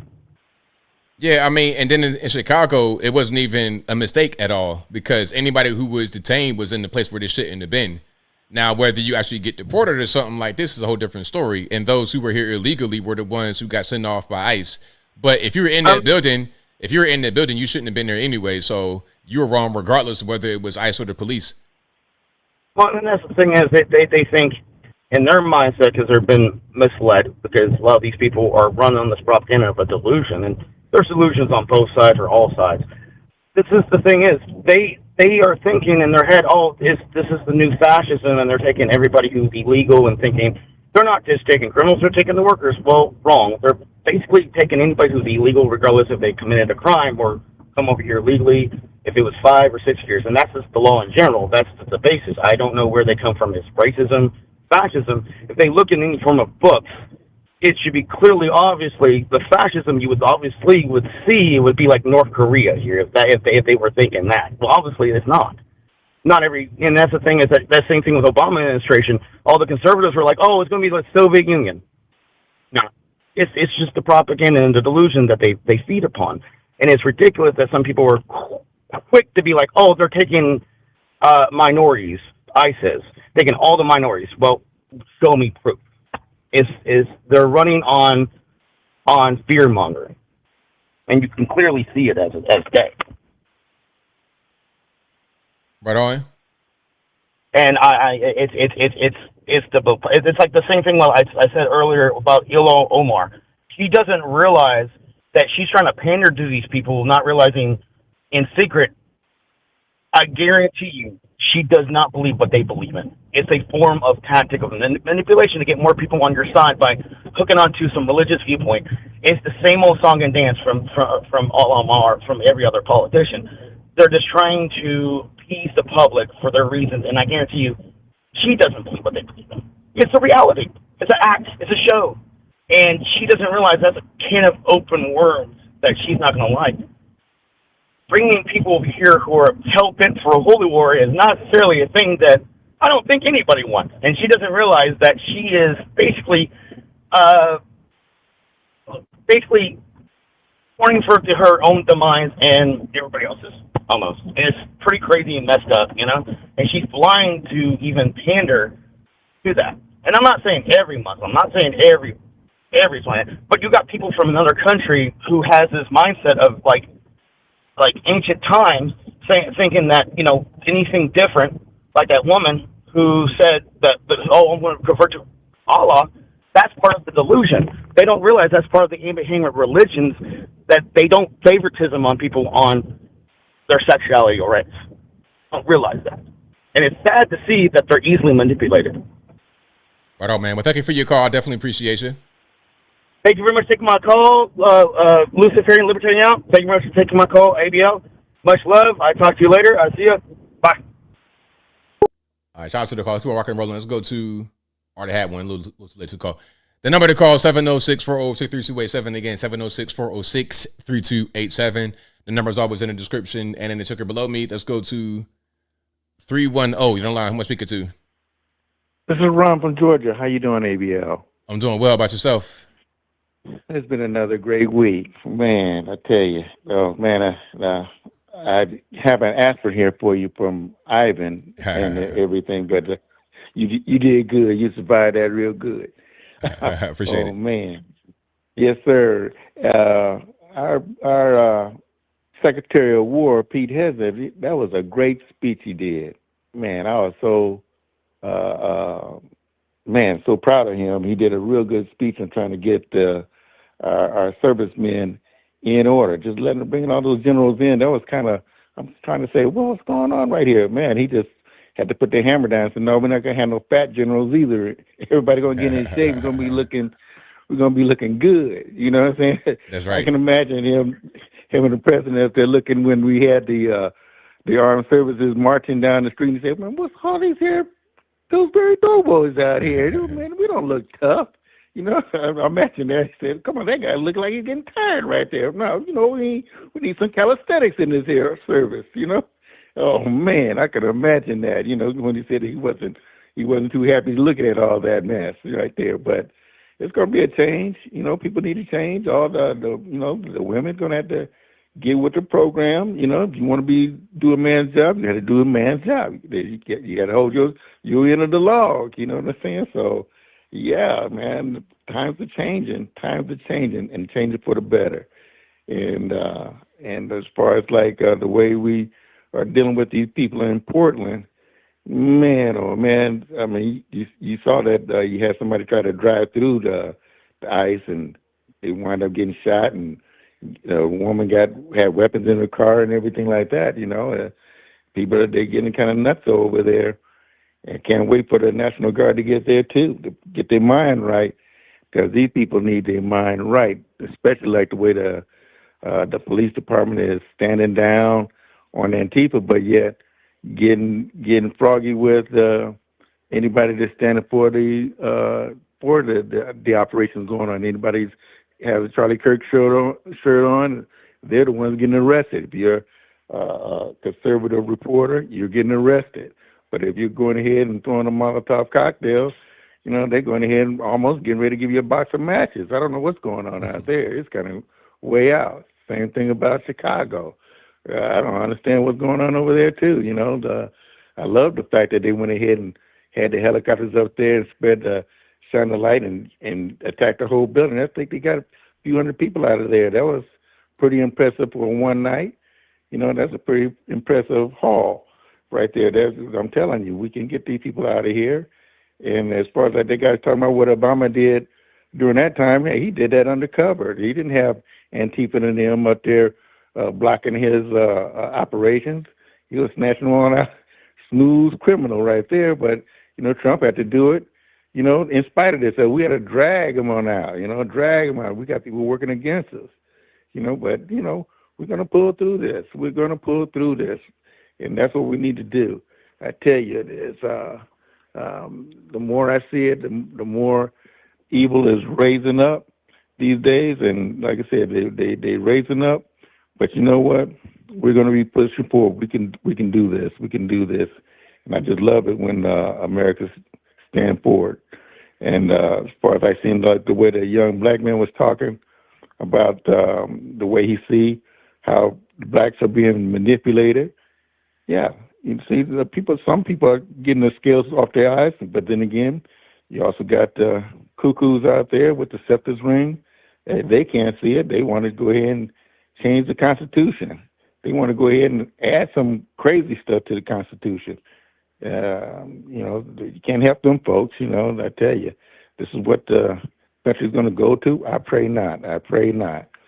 But beloved, I just appreciate you. I appreciate everybody in the chat.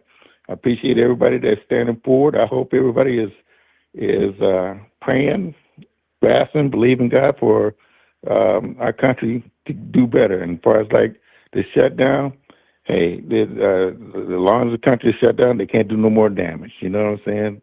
That's it. But you know what? America is strong enough. We can come through this. We don't sweat the small stuff. Keep pushing forward. I love you, my brother. You just take care of yourself. Everybody, keep praying for our country. Keep praying for our president. Keep praying for his cabinet and all our armed services out there. And the police, hey, pray for them too, because they need it.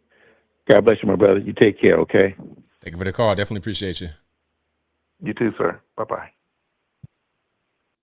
All right, great call. Shout out to a caller. I'm speaking to 617 on the line. Hi, ABL. It's Shanna in West Virginia. I just wanted to make a quick couple of points, hopefully pretty fast here, regarding the immigration stuff and a lot of just the misinformation that keeps going around about it, because I see so many people saying, well, they're just pulling over people that are brown or this or that. 9 times out of 10, excuse me, I'm so sorry. 9 times out of 10, they have a final order of removal on the person, and if you happen to be around that person and you're also illegal, you got to go too.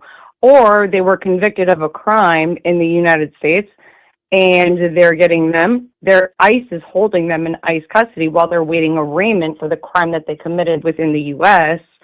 And a lot of people don't realize that if you were to just go to, for example, on X, I'm local to Maryland, right? So if I were to go to ERO Baltimore, they're very transparent about why they're actually arresting these people. And these are some of the people that the people are defending. So ERO Chicago will tell you who a lot of these people are.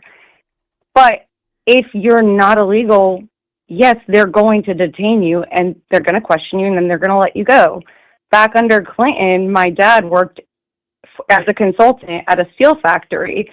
And the poor guy was the only one that spoke English, and he was on site with a client.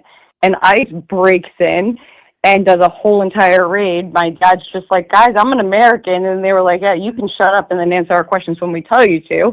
And eventually they let him go. But they had to do their due diligence because, again, he was amongst a bunch of illegals.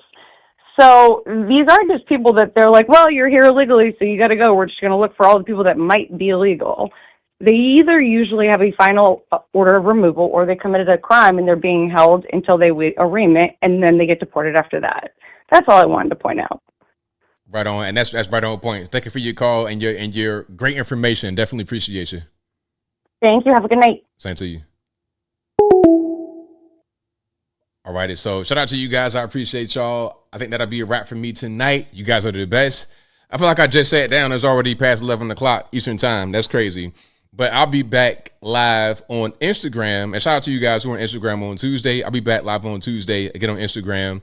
That's 9 p.m. Eastern Standard Time. And I'm here every Wednesday and Saturday, 8 p.m. to right around right now, 11 p.m. Eastern Standard Time.